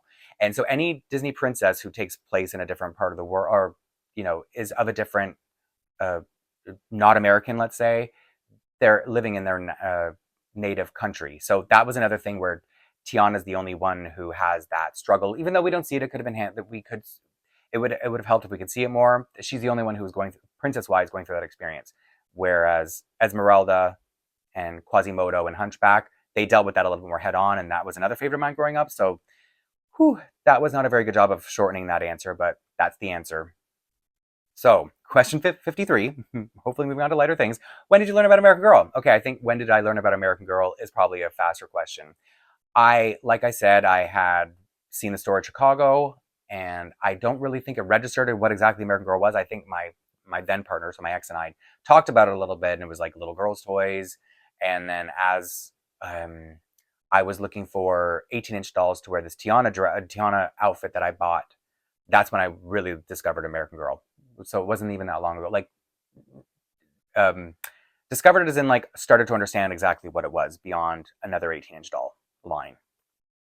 Question 54. What was your first impression of American Girl? So like I said, it was in Chicago, and my first impression was just like, wow, they're all these big dolls. And I remember picking one up, and I didn't know that their eyes blinked. So when I picked it up and their eyes shook, I got scared. Like, it startled me, and I thought, I like that. This doll scared me. I like creepy. So I think that was kind of like my first impression, that they're having their teeth, their smile, that's jarring. Like, it grows on you and you forget how it looks. But I know that when you first see American Girl dolls, if you're not a collector, and if you are a collector but not American Girl collector, they may not be the cutest things to you. I don't know how you could see Claudie as anything but cute, but she's a newer release, so that might be different. I don't know. Just saying. But I would say that their faces were jarring at first. 55. What's your favorite season for dressing dolls? It's probably Christmas, just because they have the most offerings for Christmas. But it's also Christmas season right now, and I always feel like, oh, this is my favorite. And if I'm looking at something, that's my favorite. But I still do think Christmas is probably when I look forward to most, just because I have so much more. There's so much more decorating with your dolls to do, and so many more outfits to put them in. Pajamas, outfits, you can put up decor. It's fun. 56. Question 56. How do you feel about the new limited edition Tiana doll being based on her ride finale look? Do you like it, or would you prefer one of her movie looks? If so, which one? This is going to be another rant. How do I shorten these answers? So I, as a Tiana collector, want it all. I like it because it's a new look for Tiana, and I want Tiana in every look. And if there's a new look, this, as the person said, it's from the ride. So this is a look nobody's seen. Like, if you haven't been on the ride, you don't know what this outfit is she's wearing. So I think that was a bad choice for the doll, because this was her 15th anniversary. We should have gotten an iconic look for her, because all the other princesses, when it's their anniversary, they get either an iconic look or a look that's less common, but collectors or a lover of that movie has been wanting. So then it's Tiana's 15th anniversary. She doesn't get an anniversary doll. She gets a doll for her ride, and it's an outfit nobody cares about. The doll is beautiful. She's gorgeous. I haven't picked mine up yet, but she is beautiful, biased, but beautiful regardless. And so I feel like, for me, it's nice because she's a pretty doll, and I like having a new look. But I think it's a shame that she didn't get a more iconic look. Especially, she hasn't had her iconic, her Bayou ball gown, the green one that's like the lily pad dress, since her movie was released 15 years ago. And, like, The Little Mermaid has already had two versions of her like Ariel, the animated version has already had two versions of her iconic mermaid look. And so it's just too bad that Tiana hasn't gotten a better version, an updated version. Not better, because the first version is good. So that's my feeling. Thank you for asking. And thank you for listening. Question 57. Where do you keep dolls who don't have a specific place? I have shelves behind me, my window, and I do love to rotate them around. And so, yeah, that's a pretty easy one to answer. I just move them around. Fun to see them in different setups. Question 58. Where do you keep all your doll accessories? Mostly, they're up in my displays. I try to buy something only if I have a place for it. But if you mean like accessories that go with an outfit, if it's not on a doll, it's in my drawer underneath my TV. There's like a big long drawer where I keep all my American Girl clothes. And so the accessories I try to keep them all with the actual outfit. Oh, and this is the last doll question, question 59, and I got quite a few people ask me this, and so it was the most asked question, and some sounded concerned when they asked. So before I even say the question, I want to say don't be concerned. The question is, how do you afford so many dolls? um, I, as I've already mentioned, I'm a lifelong collector. Well, adult, entire adulthood. So on the one hand, I have a job, and I mentioned that I moved into this building when rent was cheaper. So I'm very very fortunate that I make decent money. Don't I don't pay too much for rent, and I would if I moved. Different story. But I'm also very lucky because as I mentioned, I had all those Integrity Toys dolls, which I had bought with my limited edition Disney dolls when I sold them off. So as it's kind of goes like that, like certain dolls appreciate in value. Integrity Toys boomed after the pandemic. So, it's like I was lucky that that's what I had bought. But also when I moved in here into this apartment, I was on lockdown, and it's not like I was spending my money on anything but collectibles. So a lot of it, I have my bill money, and I absolutely have no debt. my I'm trying not to get like too. I don't mean braggy, but like I it, some people express concern as in like worried that I might be going into debt over dolls, and absolutely not. No debt over dolls. I'm lucky that I can pay my credit cards on time, and I have a dividend credit card, so it's like instead of paying interest, I get the opposite. So it's just like I've as someone who used to be homeless, I think I'm very paranoid about my bills. Everything's set up automatically, and these dolls create a comfort that you know I wouldn't want to lose by losing everything, if you know what I'm saying. So no, please don't be concerned. It's very sweet to anyone who's concerned, but I absolutely am blessed at this point in my life to be able to collect the way I do. And I know that, and I constantly look around and think that, like, wow, not just compared to what I grew, like what I experienced growing up, but just compared to a lot of people in similar situations of mine. So I'm very grateful, and I just want that to be very clear. Okay. So that brings to the end of the first part, which I'm looking at the monitor, went on a lot longer than I expected. So, I mean, watch this at your leisure, right? So all I'm saying is now, because I'm going on to part 2, which is channel related questions, I'm going to swap out Tiana for Truly Me 4, named Rainbow, just so that you have a visual indication of where I'm at and what the questions are going to be. And there are only 8 questions in the channel related questions, but they might be longer because some of them are involved. Who knows? I don't. And I'm going to keep in the sequence of the, all the questions, not just 1 to 8. So question 60, Hello Kitty 2000 asked, I found out about American Girl through the channel 1,000 Splendid Dolls. Do you know them? And no, but you want to know what's so funny? And I don't mean that, I know that was blunt, but the reason I was blunt is because after Hello Kitty 2000 asked this question, they started showing up in my feed. So it's like, how they say your phone's listening and watching and all this kind of stuff? Oh, it is. So yeah, and I wasn't sure when you asked the question, or when Hello Kitty 2000 asked the question, because it's, you watch so many channels that you're just, you remember a face, but not necessarily a channel name. And so then once they started popping up on my feed, no, I hadn't before. So now I have, because you put them in my feed. Question 61. Ladero asked, what are your plans for the channel in 2025? Will you keep the focus mostly on American Girl, or trickle in more of your dolls? I think doll-wise, it's probably going to stay the same. Just randomly do a video that's not about American Girl. I started this channel because I had so much to say about American Girl for some reason. I don't know why. Maybe they're just too big to take pictures of. I don't know. Or my apartment isn't conducive to taking good pictures. But ever since I got into American Girl, it was just this need I had. So I'm most comfortable talking about American Girl on here for whatever reason. And I think aside from the doll side, I think I would like to talk.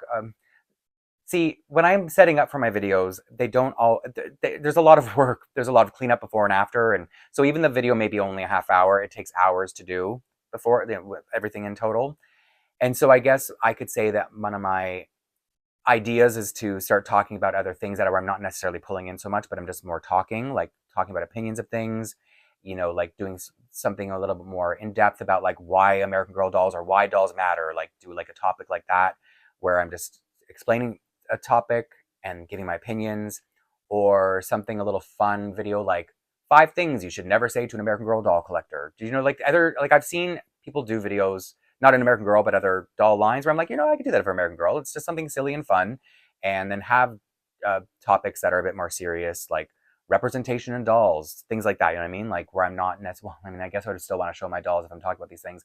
But so that's why my brain is trying to think of things where a little bit more focus on what I'm saying rather than what I'm showing as I'm getting more comfortable talking.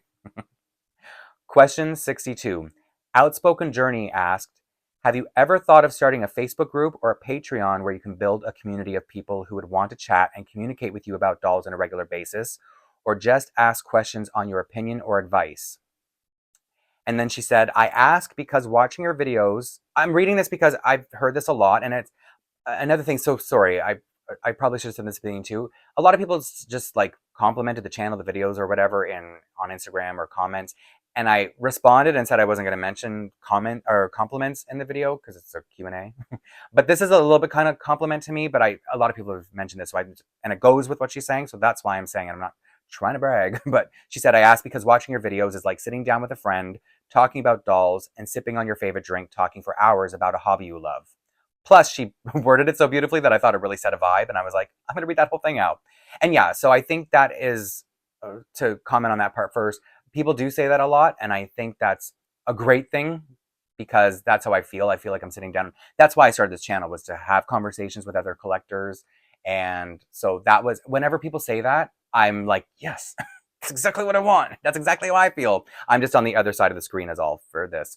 And then to go to the question, talking like about if I've thought about opening a Facebook group or a Patreon, I guess I feel like in the videos on YouTube, I always engage in conversation. I don't know if that's, I guess maybe that's not enough. It would be better if there was more. And as far as Patreon, people have to pay for that. And I don't really know much about Patreon. I'm not trying to sound ignorant. And it's not at the top of my mind enough that I was going to look into it before answering this question. The only idea I've played with for Patreon is because, and this is going to come up in the personal question section, is I often get really personal on here, and I talk about things about my past that I have to be very nuanced, and I have to censor, not just because of YouTube, but because of YouTube's rules, but because when you're on YouTube, you don't know who's going to come across your video. So I wouldn't want to say something too much and risk somebody hearing it who I wouldn't be comfortable with somebody of that age, let's say, hearing it. You know what I mean? So that's the only reason I've thought about doing a Patreon, is because people often ask questions, which again will come up in the last section, and I don't know how to answer them because I'm like, oh, that's really like, I'm okay. I'm an open book. Like I have no shame because I don't see why I should have shame about experiences. I just experienced them. I didn't do them. You know what I mean? I didn't make it happen. So that's why I've thought about having a Patreon to tell more about where I can get more personal. But I'm like, I don't know if the 3 people or 5 people, whatever, would care about that. But I don't know if with what Outspoken Journey is saying, maybe I could integrate other ideas about a doll community, and then there would be, again, I've never looked at a Patreon, so I don't know if I could have like subcategories in there, like if you care about the doll stuff, it's up here, and I would imagine those. So maybe. And if anybody is still listening and hears this, and I've said anything that in my response that sparks something that you've wondered or think would make sense, then let me know, because I'm not totally sure yet. I'm having a lot of fun on YouTube, and it's already, the channel's already evolved, so who knows how it could evolve from here. But I haven't thought of it really yet. There. Question 63. Aisha and Dolls asked, would you ever do YouTube full time? I'm gonna say at this point no, because I couldn't afford it. I couldn't quit my day job and do this. I mean, I am monetized, but it's not like I would have to make 10 times the videos that I make in order to have any kind of living. And it's not that I don't have the ideas or the content in my head. It's just, I don't know how much people would really watch that many videos. So I guess if the real question would be if I'm interested in doing other not doll content in order to do YouTube full time, because I don't feel like what I do in here would really, reach that level that I could do it full time. It's not to say that I wouldn't do AG2, but YouTube full time. It's just that I want to enjoy what I'm doing on YouTube. This is a hobby, and it's nice that it's monetized, sure. but it's, I don't know, I feel like to do something like this, you have to really be passionate about it. You have to really love it. And you have to put, because I'm, even though I'm not always talking about my dolls, I'm talking about personal stuff and I'm so putting myself into it. But that's why nothing has struck a bulb in me to start a channel for something else that would be a little bit more full-time worthy. I hope that answers the question. Question 64. Cat Dog Mom asks, "What's your favorite video you've uploaded?" This is such a fun question. I had like to have to think about this was so much fun, and I would say it's dressing my dolls for Pride. And it was so the reason it's my favorite is because I set out with a certain amount of dolls to change while I was telling the stories, and I even had one doll on the side just in case I went a little bit over. And it just so happened that the timing was absolutely perfect. And I've done story times on here in the past that weren't not so perfect. That was the first time. It was the best time. And even though I think I was a little bit low energy at first. I was kind of nervous, like, am I going to be able to do this? But then I remember at one point opening up and loosening up and just it being a really fun video. And yeah, there were minimal mistakes. I stayed on like a linear path when I was telling the story. And that was a really fun, just telling the experiences was fun. So yes, that's my favorite video. And so now question 65, Nightwing Aquaman asks, have you heard the Dolls of Our Lives podcast? And again, abrupt answer is no. The truth is I don't love podcasts. I'm like a visual person. So even if I'm watching a video that is just somebody talking about something and they're not showing anything, I would rather see the people talking or the person talking. And I've even watched, it's not doll content, but I've watched other kind of video podcasts where it starts out the first 10, 20 minutes, they're on camera and they're talking. And then it just turns into a complete podcast and there's some kind of screensaver image on the screen and they're talking and I'll just turn it off at that point. I don't know why, I just lose interest. I want to see who I'm talking to. And I think that's why, no, I don't think, I know that's why, even though I know a lot of my content, my videos, people can put on in the background and they're probably not watching, but I'm still going to sit in front of, like even this Q&A, I'm sure most people are just listening to it, not watching it, but I'm still going to sit here and stare at the camera and like be as like visible as I can be. And yeah, for me, if I'm listening to something, if I'm doing something in the background, it's music. I love music. And so if I'm going to be cleaning and I don't need to watch, I'm going to be just listening to music instead. Okay, so question 66. Sorry, there's a long list of an answer. So are there any YouTube channels you would recommend? Did I? Oh no, I didn't put down who asked the question. I'm so sorry. Oh well, too late now. I'm really sorry that I didn't. Anyway, and they said they're new to collecting too. I remember that. So there were a couple issues with this PowerPoint that I put together. Some things didn't save, and I've had to do some things over and over again. And tonight was one of them. So anyway, um, really sorry, and I hope if you see this question, you know it was yours because you said you were new to collecting, and so you asked about any of the channels. So I'm gonna do a few like categories of channels. First, I'm gonna start with like 5 um, American Girl channels that I know really well, and some I'm not going to say the ones that aren't really doing any videos anymore because, like you said, you're new, so you're looking for current content. So I'm going to start with Christy. AG Takes Over. Her name is Christy, and I talked about her earlier. And the good thing about AG Takes Over is she does a lot of different types of videos, and she's very detailed, like with her explanations. I feel like she either does research or she just pays a lot of attention to the things she's talking about. And she's very welcoming, not just to new collectors, like with her type of content, but if she stumbles across this, I'm saying, speaking from experience here, if she stumbles across a new person or like a new AG tuber, she will reach out and she will, try to, and with me, it might have been, she saw my video, she was like, oh, this boy is crunchy, but he has potential. So that's why I'm saying she's very welcoming. She's just got a very welcoming mom personality. She is a mom, so I don't think she would mind me saying that. And the next account I would say is American Girl Films. I've mentioned her before. That's Bailey. And the thing about American Girl Films is I find, maybe I'm wrong, but I feel a similarity with our kind of content where it's just really chill. Just we're talking at the camera, talk about our dolls and the mood. I feel like, at least I feel like that's what my mood is in my videos, but I can't look at myself objectively. That's just, I guess, what I hope my mood is like. Just like chill and nice, and I always watch. So that's Bailey at American Girl Films. I watch all the time.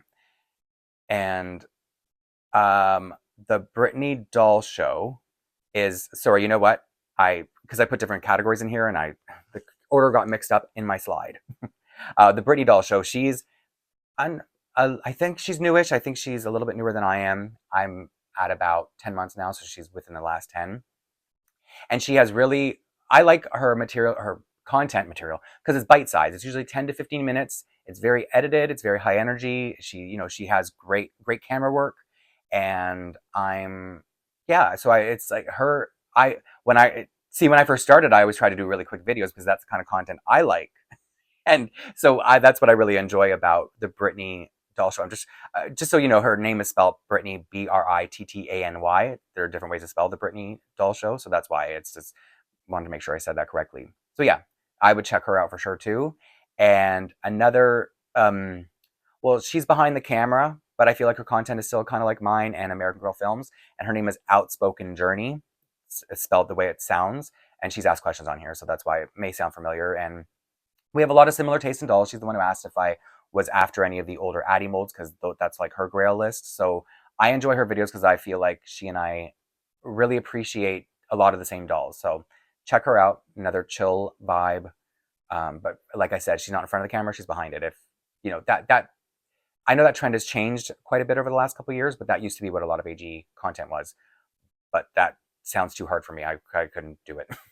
And then I'm going to do the next section, little chunk of will be mail collectors, because I'm a mail collector, and I think so that may be something reason you're asking. And Alex the collector, and his name is spelled Alix the collector. He's pretty new too, maybe like 4 months or so, and he's got quite a few videos out. It's a similar content to mine, where he's sitting in his room, just chilling out, talking about his dolls. So I just feel like if people are enjoying my content, well, the kind of videos I do, I mean, that might be something. I'm trying to think of people who are like similar to mine, but also different from mine too. And then another mail collector is the Obsessed Doll Boy AG. So the biggest thing I remember for some reason about him is his favorite doll is Truly Me 80, and I don't know why that stuck out so much for me.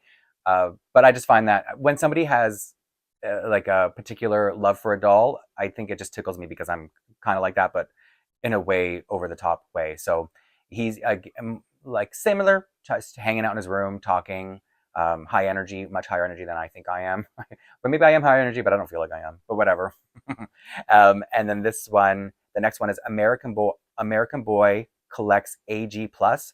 And now the thing about him is this is his second channel, because his first one he lost access to it, and YouTube wasn't able to help him get back on. So he's starting from scratch. So if you just want somebody new who did have more before and had to start over, it's American Boy Collects AG Plus. Before it was American Boy Collects American Girl. So yeah. Did I say American Boy? AG? I think it's American Boy Collects American Girl Plus, not AG Plus. Oh man. I know his old channel was American Boy Collects American Girl. So that's why I think it's just a plus at the end. Obsessed Dolly Boy. Oh man. It's because I know them so much by face. Anyway, I don't even, and then the last two male collectors, most people would have heard about the Doll Studio by Chris way before they would have heard about me. He used to work at American Girl in the hair salon, so he's got great content for doing your doll's hair. And I remember at a time when I was really afraid to tackle doll hair. This is way, like, even before I had a channel. He definitely gave me some tips that helped, so that's a good one. And he gives a lot of like opinion pieces on new releases, and I believe he has a lot of dolls too, by the way. So he's been on here for a few years at this point, I would say. And then the last, also obvious male collector is I Dream of Johnny, and his name is spelled Jonny. And I'm saying that even though you would probably follow him already. And he's so when I said that I'm trying to say collectors who are like my channel, his would be like the opposite, because his is very a lot more polished. He has a lot more information. Like, I'm always in here fumbling over everything I'm talking about, and he's someone who has the actual information. So that's why I feel like our channels are a little bit opposite. So if you ever need a break from hearing me going, I think it's Truly Me number, I think it came out, go listen to him, because he knows what he's talking about when he talks. And then sorry, it's getting late here, and I've been talking for a while, so please bear with me. I think I'm somewhat done. And then the last three channels, I'm going to talk about my fellow Canadians, because as I said before a couple times, I'm Canadian. So there's Cherished Doll Friends, Her name is Cheryl. She's asked a couple questions, so I've mentioned her already. And she collects American Girl, a few other things. She's a very chill vibe. Like I said, she's does some unboxings. She has a couple Maple Leaf dolls now, and also Tonner dolls. So she collects more things, and she'll even show dolls that you've like antique dolls that you've never seen before. And it's it's just like that rainy, sunny or Sunday afternoon kind of vibe. You know what I mean? Just like which is when people talk about taking sipping their favorite drink. That's what I'm picturing. Stuff video like that. And then another Canadian who's been around quite a few years, or at least 3 or 4 years, is Just Dream Studios, and she collects American Girl and Maple Leaf. So again, this is the Maple Leaf doll right here behind me, and so she has a lot more information about Maple Leaf, and she has quite a. I would say she has because she's collected Maple Leaf since she was a child, since they were new. So for me, this is all new to me. So that's why if you ever have, if you ever need expertise about Maple Leaf, that's the channel for you. And then I'm the last. I wish I knew more Canadians, and maybe I do, and I don't know they're Canadian, or I don't realize they're Canadian. The honorary Canadian is going to be Nettie's Dolls, and her name is spelled Nettiez, Dolls, one word. And I'm saying honorary Canadian because she collects a lot of Maple Leaf dolls as well, and American Girl and OG. I forget what OG stands for. Wow. But OG, AG, and ML, Maple Leaf. So that's why I'm calling her an honorary Canadian, because she has way more Maple Leaf dolls than I do, and I am Canadian. So question 67. Margaret Espinoza asks, do you have a video you're very proud of looking back on your channel? See, there's favorite, which was my Pride video, and then there's proud of. And I would have to say I'm very proud of my All My Dolls video, because it was so much work. So the shelves behind me, as you could see, the construction, they're really reinforced right now because what I had put up some shelves for the sake of doing that video, All My Dolls video. It took me like a whole weekend to do this video because I had to do it in segments. I had 113 dolls at the time, I believe. The shelves fell out of the wall like while I was recording. Anyway, it was a disaster, but I got it done, so I'm proud of that one. And now finally to the part 3, and this is the personal question section. So I'm going to take out Truly Me 4 and put in Samantha, just as I said, the visual identifier to know where we're at in the questions. So there are only 13 questions, but because they're personal, sometimes they may take me a little time to answer. So whatever's left of the video, I'm at an hour and 42 minutes at this point. So let's see what's left, and it's all personal. Question 68. Oh no. Aisha and Dolls asked, what do you do for a day job? It's corporate. It's like office manager, executive assistant. I'm currently in the retail marketing industry. It's called retail activation, which I know is not a very commonly known thing. I didn't know about it until I worked there. And so, we deal with an American business and a Canadian business, and there are different lines of business. So the job itself is just it's administrative, and I'm all those boring things that you do, planning trips, planning office events, and helping with sales, like data mining. It's fun stuff. That's why I have this channel. Question 69.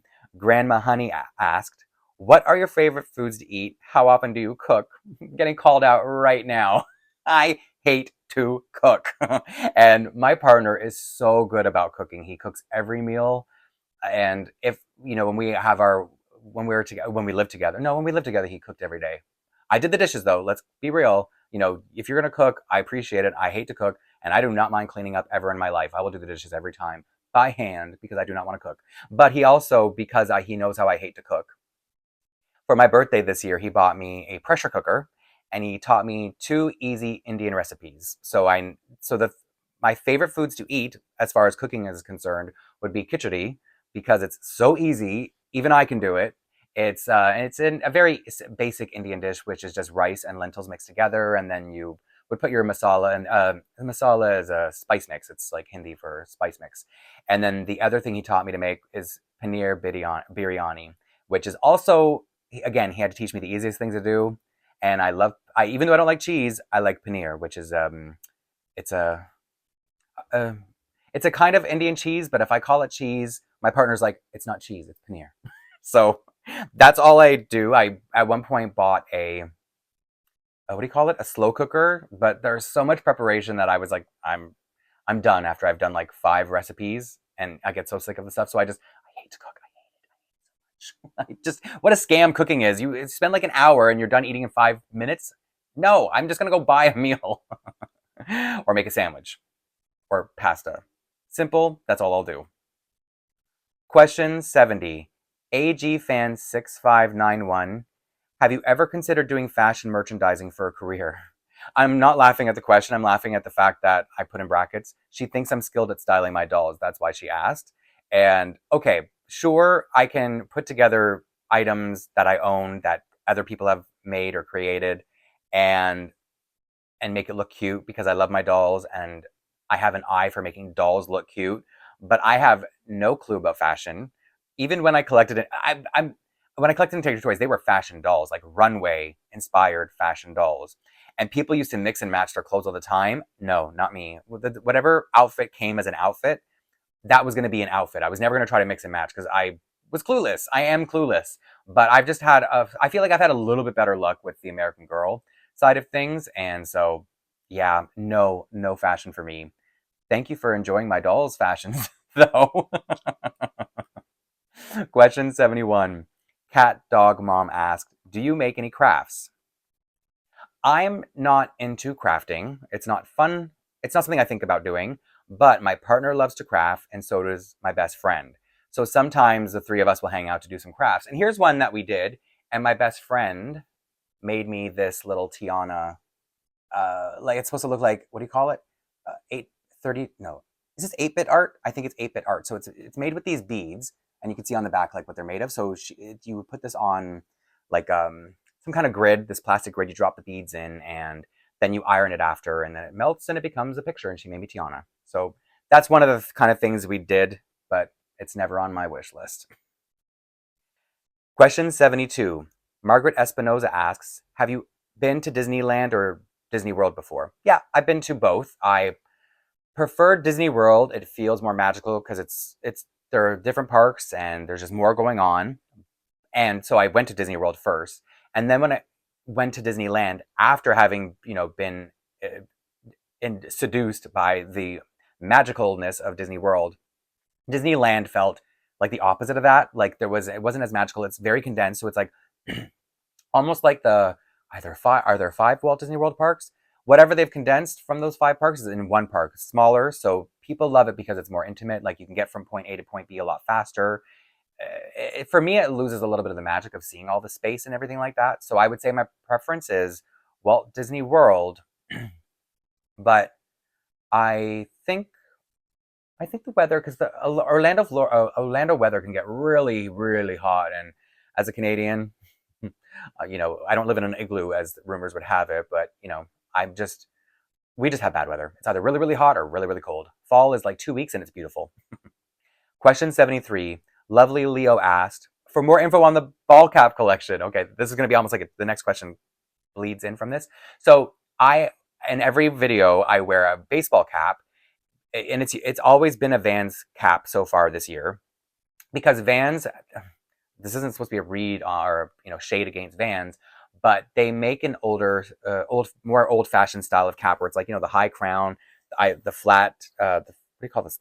The flat hood, is that what it's called? I don't remember anymore. Snapback. And that's the style of hat I feel looks the best on me. I like it the most.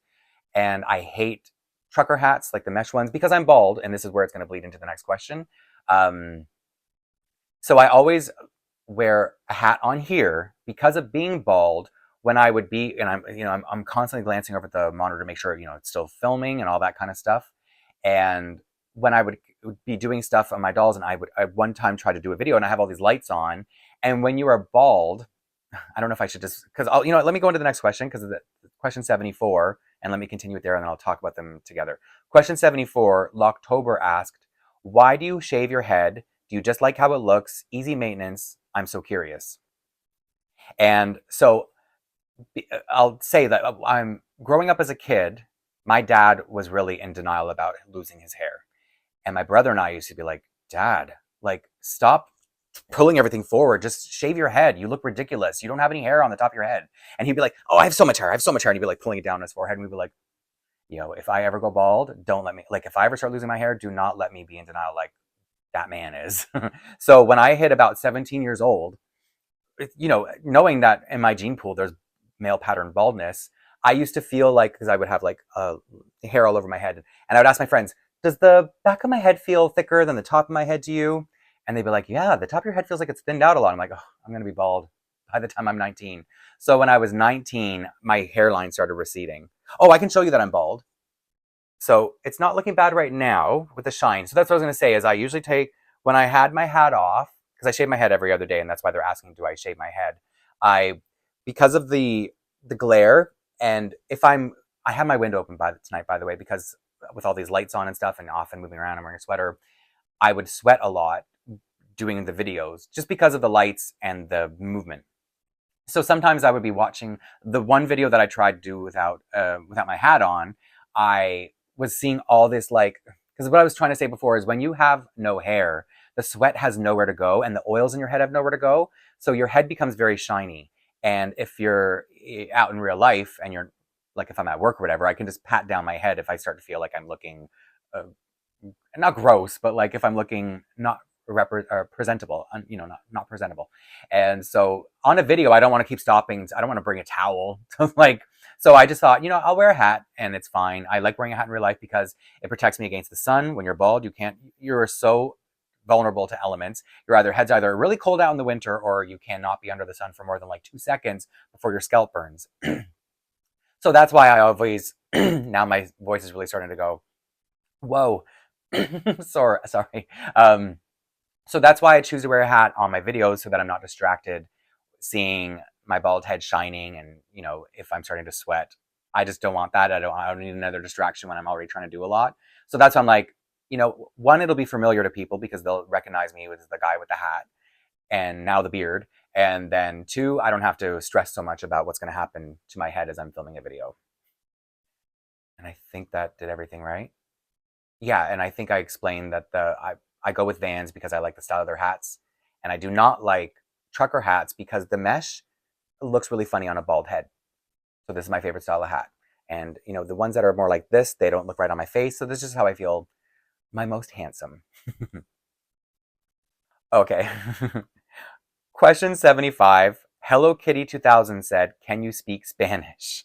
And I'm like laughing because I know what story I'm going to tell in order to explain how much I don't speak Spanish. And it's a personal story. It goes back to 4 years ago between my two relationships when I was dating. And one of the guys I dated, we met on Facebook dating. So we were back and forth messaging for a while before we met up in person. We got along. Obviously, I found him cute. And so I was excited to meet him. And then when we met in person, he said to me, he said this, but with a really thick accent, "You have blue eyes, beautiful." And I was like, "Oh, thank you." And then I was like, "Wait, you don't speak English, do you?"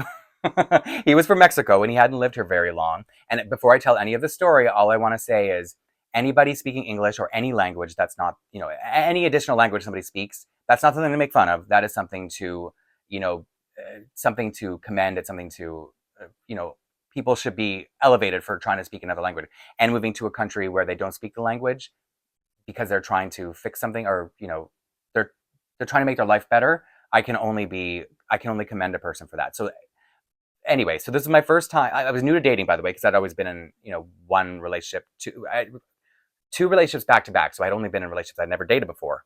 And so I was like, oh no, he doesn't speak English and I don't speak Spanish because, as I said, he was Mexican. So he asked if I speak Spanish. I said no.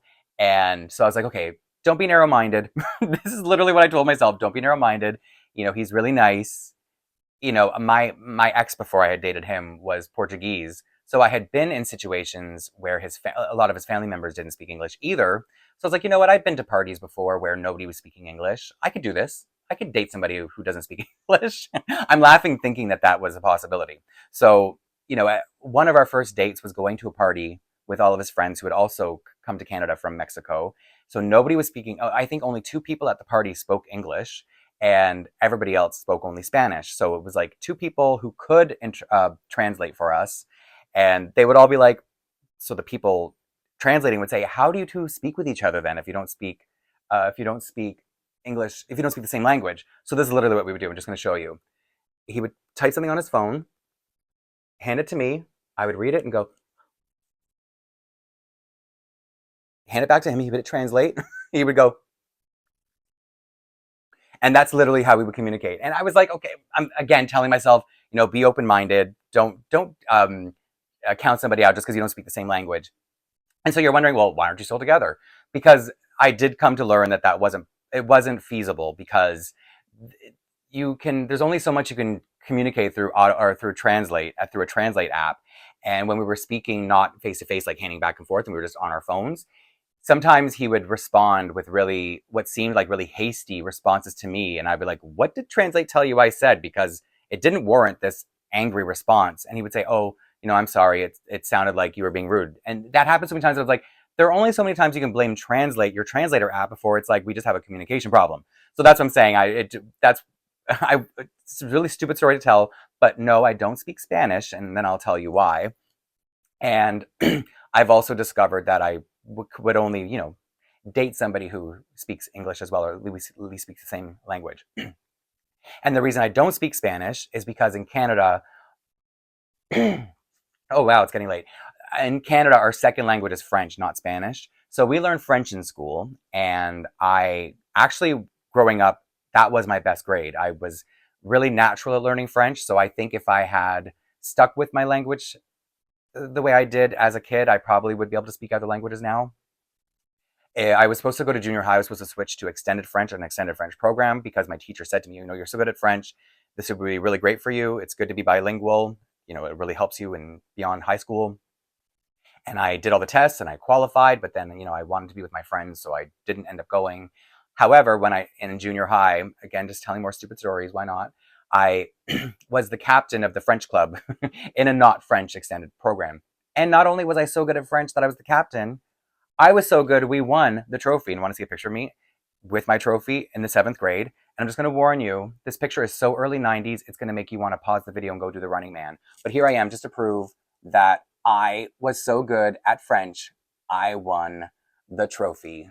Well, not I, the team. I was my team, because I was the captain. So yeah, I don't speak Spanish, but I was really good at French. I didn't stick with it. And I speak some Hindi because my partner, he's from India, and his parents, his parents live in India, so I don't think it's really likely I'm going to meet them anytime soon. But because, if I'm ever going to, when he goes to India, it's like, oh, I should probably try to learn some Hindi, because, I miss him. He's in India, and I can't go with him for whatever reason. But so yeah, I've through YouTube videos tried to teach myself some Hindi, and I can say some things. Like one thing I love to say is, let's say I'm going to order spicy food because I love spicy food, and there's like an Indian person behind the counter taking the order, and I order it spicy, so they'll say, "Oh no, it's too spicy even for me," and I know why they're saying that, and I'll say, "Acha, kyunki mera partner Lucknow se hai," which is, I say, it's okay. My partner is from Lucknow, which is the city he's from in India. And then they'll be like, oh, okay, you're with an Indian, so I think you can handle this. So it's like, sometimes I like to show off in the right moment to get my way with the spice level I would like. So yeah, that's way longer of an answer than what you were asking for. I didn't even answer the question. I did, but then I answered like 5 other questions on top of it. So this video isn't getting any shorter. So now on to question 76. Haley, or Zombie Cupcake 157, Haley, she asks, when do you plan to go to Walt Disney World to ride Tiana's Bayou adventure? And can you vlog and show us your reactions? It's really up in the air. I don't know if I'm going to go to Walt Disney World or Disneyland, because it's open in both parks now. And it's like I'm deciding between would I rather deal with Florida weather or California weather. And, if I'm going in more like a winter month, will it be better there? That's why it's like, I had a plan to go, but then because my storage locker got broken into, I wasn't comfortable leaving my stuff behind for a week or however long I was going to go. So I might just do like a weekend, maybe have my partner house sit while I'm gone. Who knows? Oh, because my partner can't go into America because he's permanent resident in Canada, which he doesn't have like a visa or Canadian citizenship to get into America. it's just the way the different visas and passports work. So citizenship, whatever. So yeah, I would go alone or with my best friend or whatever, or meet people there, whatever. As far as vlogging, I think I don't know if I would vlog or react to my first time going down the ride, because I wouldn't want to be like thinking about my reaction and filming myself. I'd want to be, paying attention and experiencing it and just being in the moment.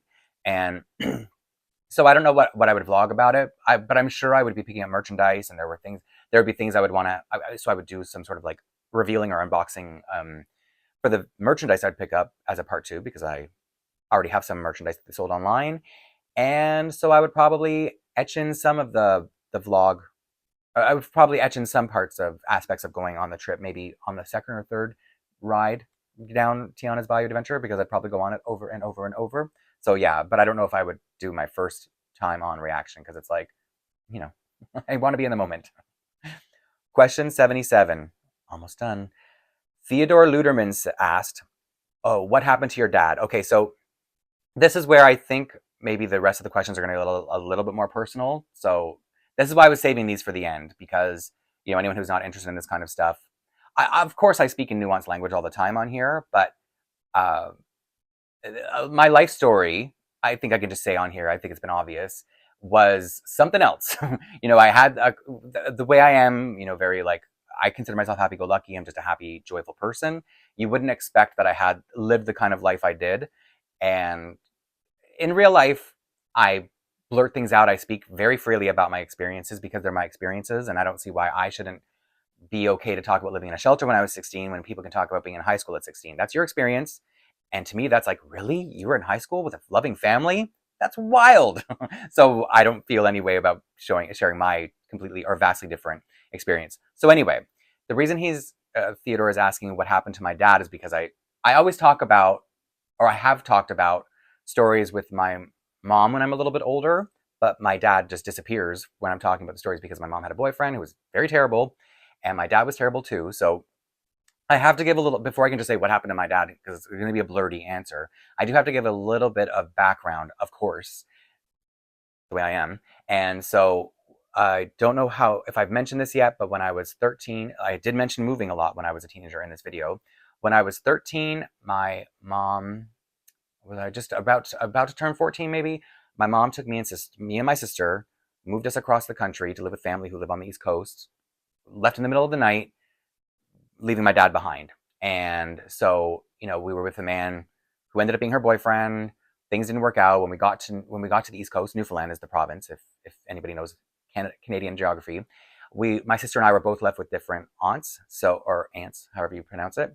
And so my mom was off in a different part of the province, so like an 8-hour drive away. We never really saw her that much.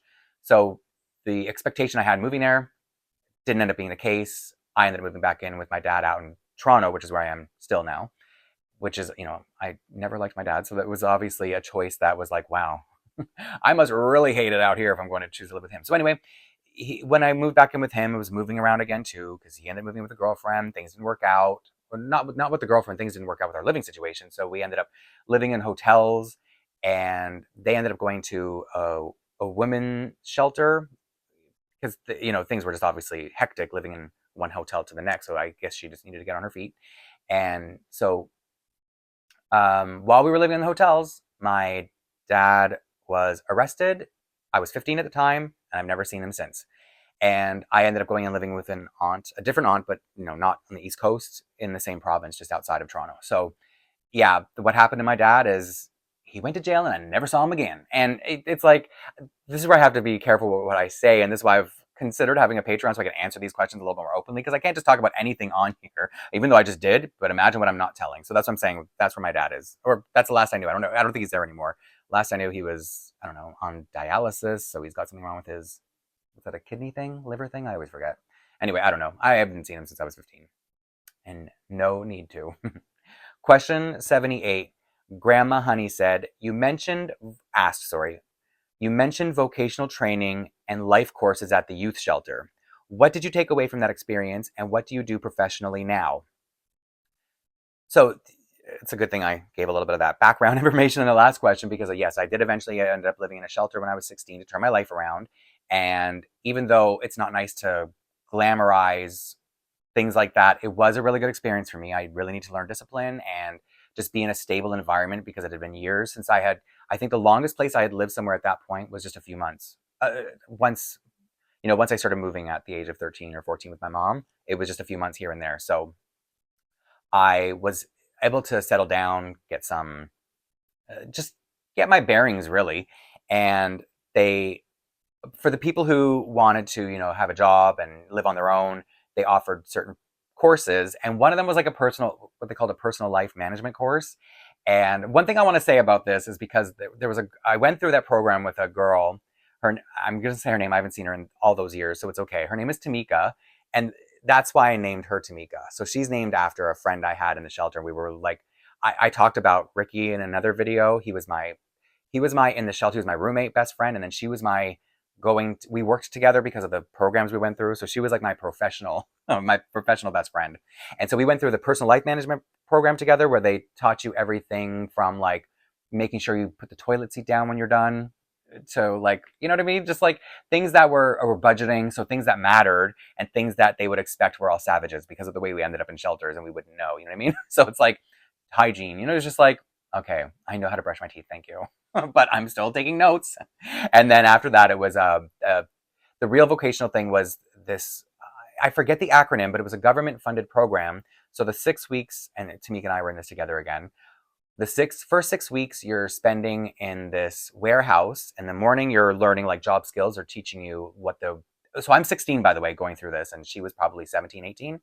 And so they were teaching you like what's going to be expected of you, professionality, learn your rights, women's training. I don't know if all this stuff happens in America, if this is a very Canadian thing, but it's like learning about chemicals, learning about like when to say no, proper lifting, people taking advantage, learning about like if someone's going to make you work on a statutory holiday, you are owed by law time and a half, even if you are on probation. Like if you've just started and you're not full time yet, you still by law need to pay time and a half.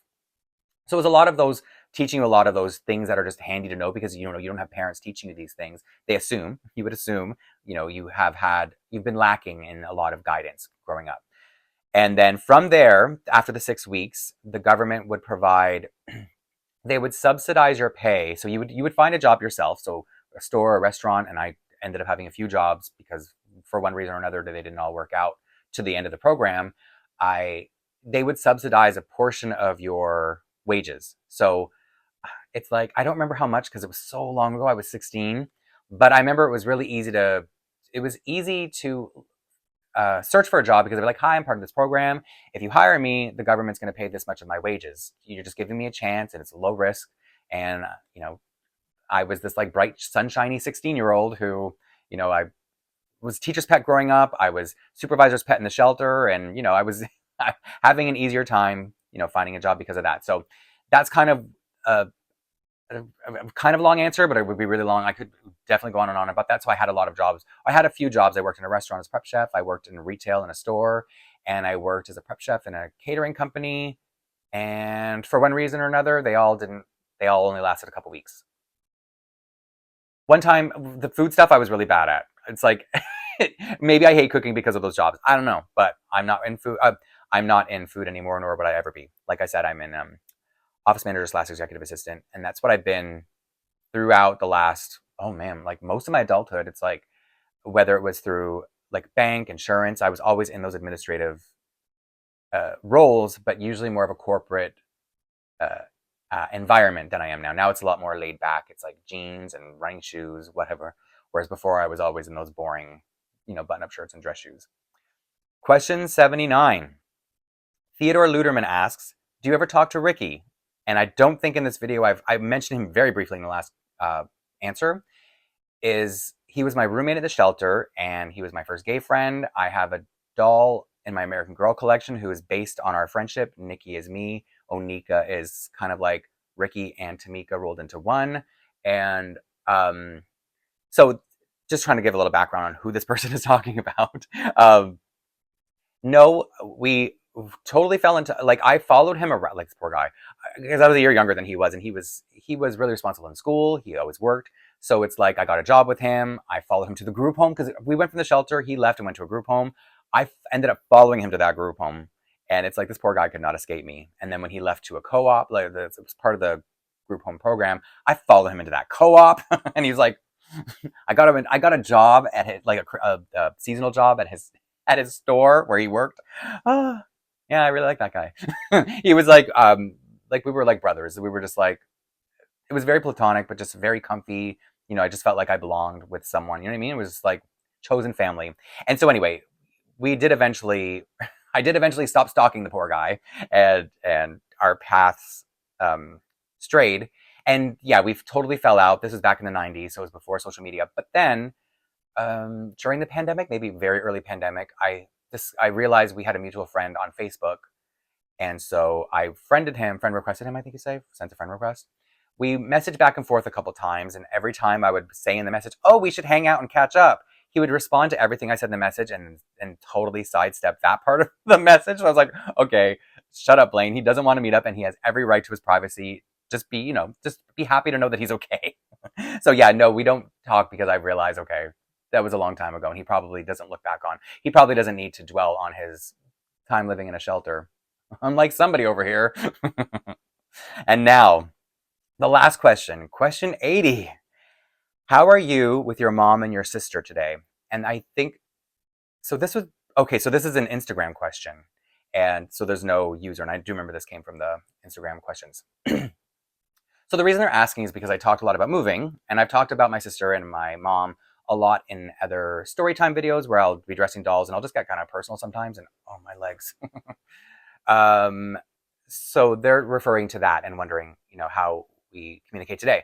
So the thing I'll say about my mom is she's been through a lot in life, and even though I suffered a lot because of her choices, I as an adult understand that she didn't make the choices intentionally, if that makes any sense. She had bad taste in men, and they were putting her through things.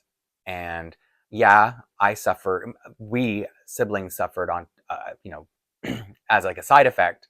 But it was never like she sought out. She just lost herself, and the choices she made it did reverberate not just through my life, but throughout her subsequent years. And so I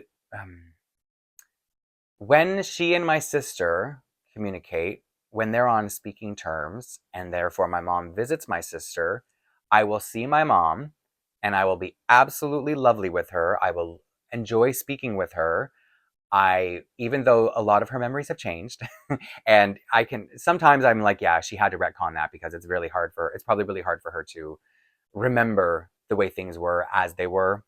And as I've already said on here, she's a very lovely person. Any of my partners who met her, she is so sweet to them. She's funny, she's charismatic, she's a great storyteller, and so a lovely person, as a mother. And I'm not, this is going to be a terrible, terrible thing to say, and so I'm going to try to say it very carefully. She was a very young mom, and she had been through things already before she was a mom. She continued to go through things as a mom. She was 17 when she had my brother, and I, as an adult, completely forgive. But having said that, I didn't have a mom through so many developmental years that I just sort of, developed as a person who would have chosen family, would have my partner, and would just have I don't miss that connection. And I know that sounds very devastating, but I feel like I'm a very nurturing person myself. And so any person I've ever been in a relationship with, all three, have been like what you would call a mama's boy. They're very close with their mom. And so I think that I must radiate that kind of nurturing energy as well. And so I'm my own, not parent, that sounds weird, but I just feel like I've been able to nurture myself through life. And I'm very, I feel very blessed and lucky and grateful to the choices I made at younger ages, that I'm very, very comfortable and peaceful now. And I, um, the reason I can be so jovial and pleasant with my mom and enjoy her company is because she is at that arm's reach and arm's distance. And so I feel her choices can't affect me anymore. Even though as an adult, sometimes they would, even though I was away from her. I just had to learn how to have a safe type, a relationship with her that's safe for me, because we all have to look out for number one. And this is such a vague answer, and I hope it's not too vague that you're like, what are you saying?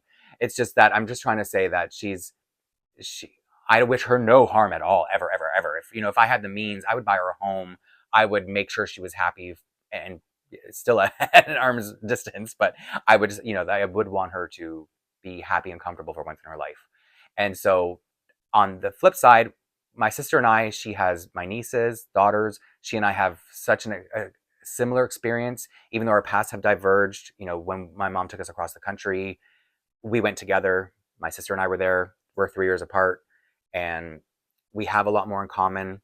My brother and I have nothing in common, and that shows in our non-existent relationship. But with my sister, there's always going to be more of an empathy between that I feel toward her. And a girl will always want to have a relationship with her mother no matter what happens between them. So whenever they're have an off time because of something happens, I will listen to my sister because I will still see my sister and my nieces, and I will listen to her, and I will just say, one day, you never know. The door isn't closed because you're closing it. You know what I'm saying? So that's where I'm saying where my relationship with my mom only extends to how far or how close it is with my sister, because my sister, even if though we've had moments of estrangement too, just because of where my life has gone, when I was on the streets, she was going through her own thing. And that's again, when I talk about the Patreon, it's like I have to be so, these are things I could delve into more, but I just have to be very careful with what I say on here, because you never know who's going to see it. I don't know who's going to sit through over 2 hours of question and answer, but you never know. So my sister and I are good. My mom and I are fine because, I don't have her phone number. I would never reach out to her. If she's going to be at my sister's for Christmas, Thanksgiving, whatever, I'll see her there. And if they're not speaking, I won't see her. That's pretty much where we're at. And if, when they're not speaking, they both have different sides of the story. And then this answer got really long, but it is the last question, so maybe that's why I'm bleeding it dry. And so, it's fine. I'm extremely happy, and I'm at so much peace. My life is, not that anybody's life is perfect, but I can't believe how peaceful my life is considering where I came from. And so, yeah, if it sounds sad, my answer there, it is absolutely not sad. It is a wonderful, I made the right choices. That's the best way to put it. So that is all 80 questions. And I don't know how many people would have made it through all of it. I'm sure some of you will eventually get through it. I'm going to upload it on a weekend, so you may have the time for it now or later. And so if you do get through all of it, I'm just thinking this off the top of my head right now. If you can comment somewhere in your comment orange, like say a sentence with the word orange in it, I'll know you read it, and I'll know you saw the whole thing. And I'll respond. I'm not a fan of orange is the new black or anything, but I'll respond with black, because orange and black are Halloween colors. That's why I'm saying it. So orange is my favorite color. So that's why I'm saying orange, and then I'll respond with black somewhere in the response. So yeah. The one look, I'm here with my outro slide on my presentation that's in my lap. So I did want to thank everyone, because there's one thing I've known about being a collector for a lot of us, not all of us, is that even if we have a supportive partner, supportive family, people who buy things for us, unless you're collecting with somebody, like I mentioned, Carrie and Kate in the beginning, they're a mother and daughter, and they collect together. So excluding collectors like that who are actually collecting with someone, but even then, I'm not excluding them completely. There is always going to be a certain element of loneliness to collecting, because you're doing it by yourself, and as supportive as someone is, they don't get it. So it's always fun to be in social media and engage with people who are collectors, because we get it. You know what I mean? So it's like, it feels less lonely. And it doesn't matter if you're on that side of the screen or this side. The engagement is something that I really enjoy on here. And I'm so grateful for the people who have, followed watched the videos and commented. I'm not going to, I don't care to ask people to like or subscribe or any of that stuff, because I'm just putting this out there because I want to, and people are free to enjoy it however they feel the need to. And if you're watching, I am assuming, I'm hoping you're enjoying, and I'm hoping if you're not enjoying, you're, clicking that thing to not suggest channel, because I don't want to annoy people. I can imagine how annoying I am if you don't like this kind of stuff. So that's why they wouldn't have seen this part of the video anyway, so it's okay I said that. That's why it's like, I really wanted to express my gratitude to everyone who engages, because, as social as I am, and I have always had supportive partners, I've never had a partner who gets it. So I always really value the people who get it. Other collectors who chime in the videos, or even the people who constantly say things like, it's like sitting down with a friend, and that's exactly what I'm looking like. That's how I feel when I'm on here. That's like what I'm looking for. So that's like the ultimate of compliments. So thank you to everyone who followed, got this far, or even if you watched a few questions and logged out. You don't even know I'm saying this, but it's fine. So thank you again. It was a long one, and I will see you soon in the next one. Thank you for hanging out with me. I'll see you soon in the next one, is what I should have said. Bye.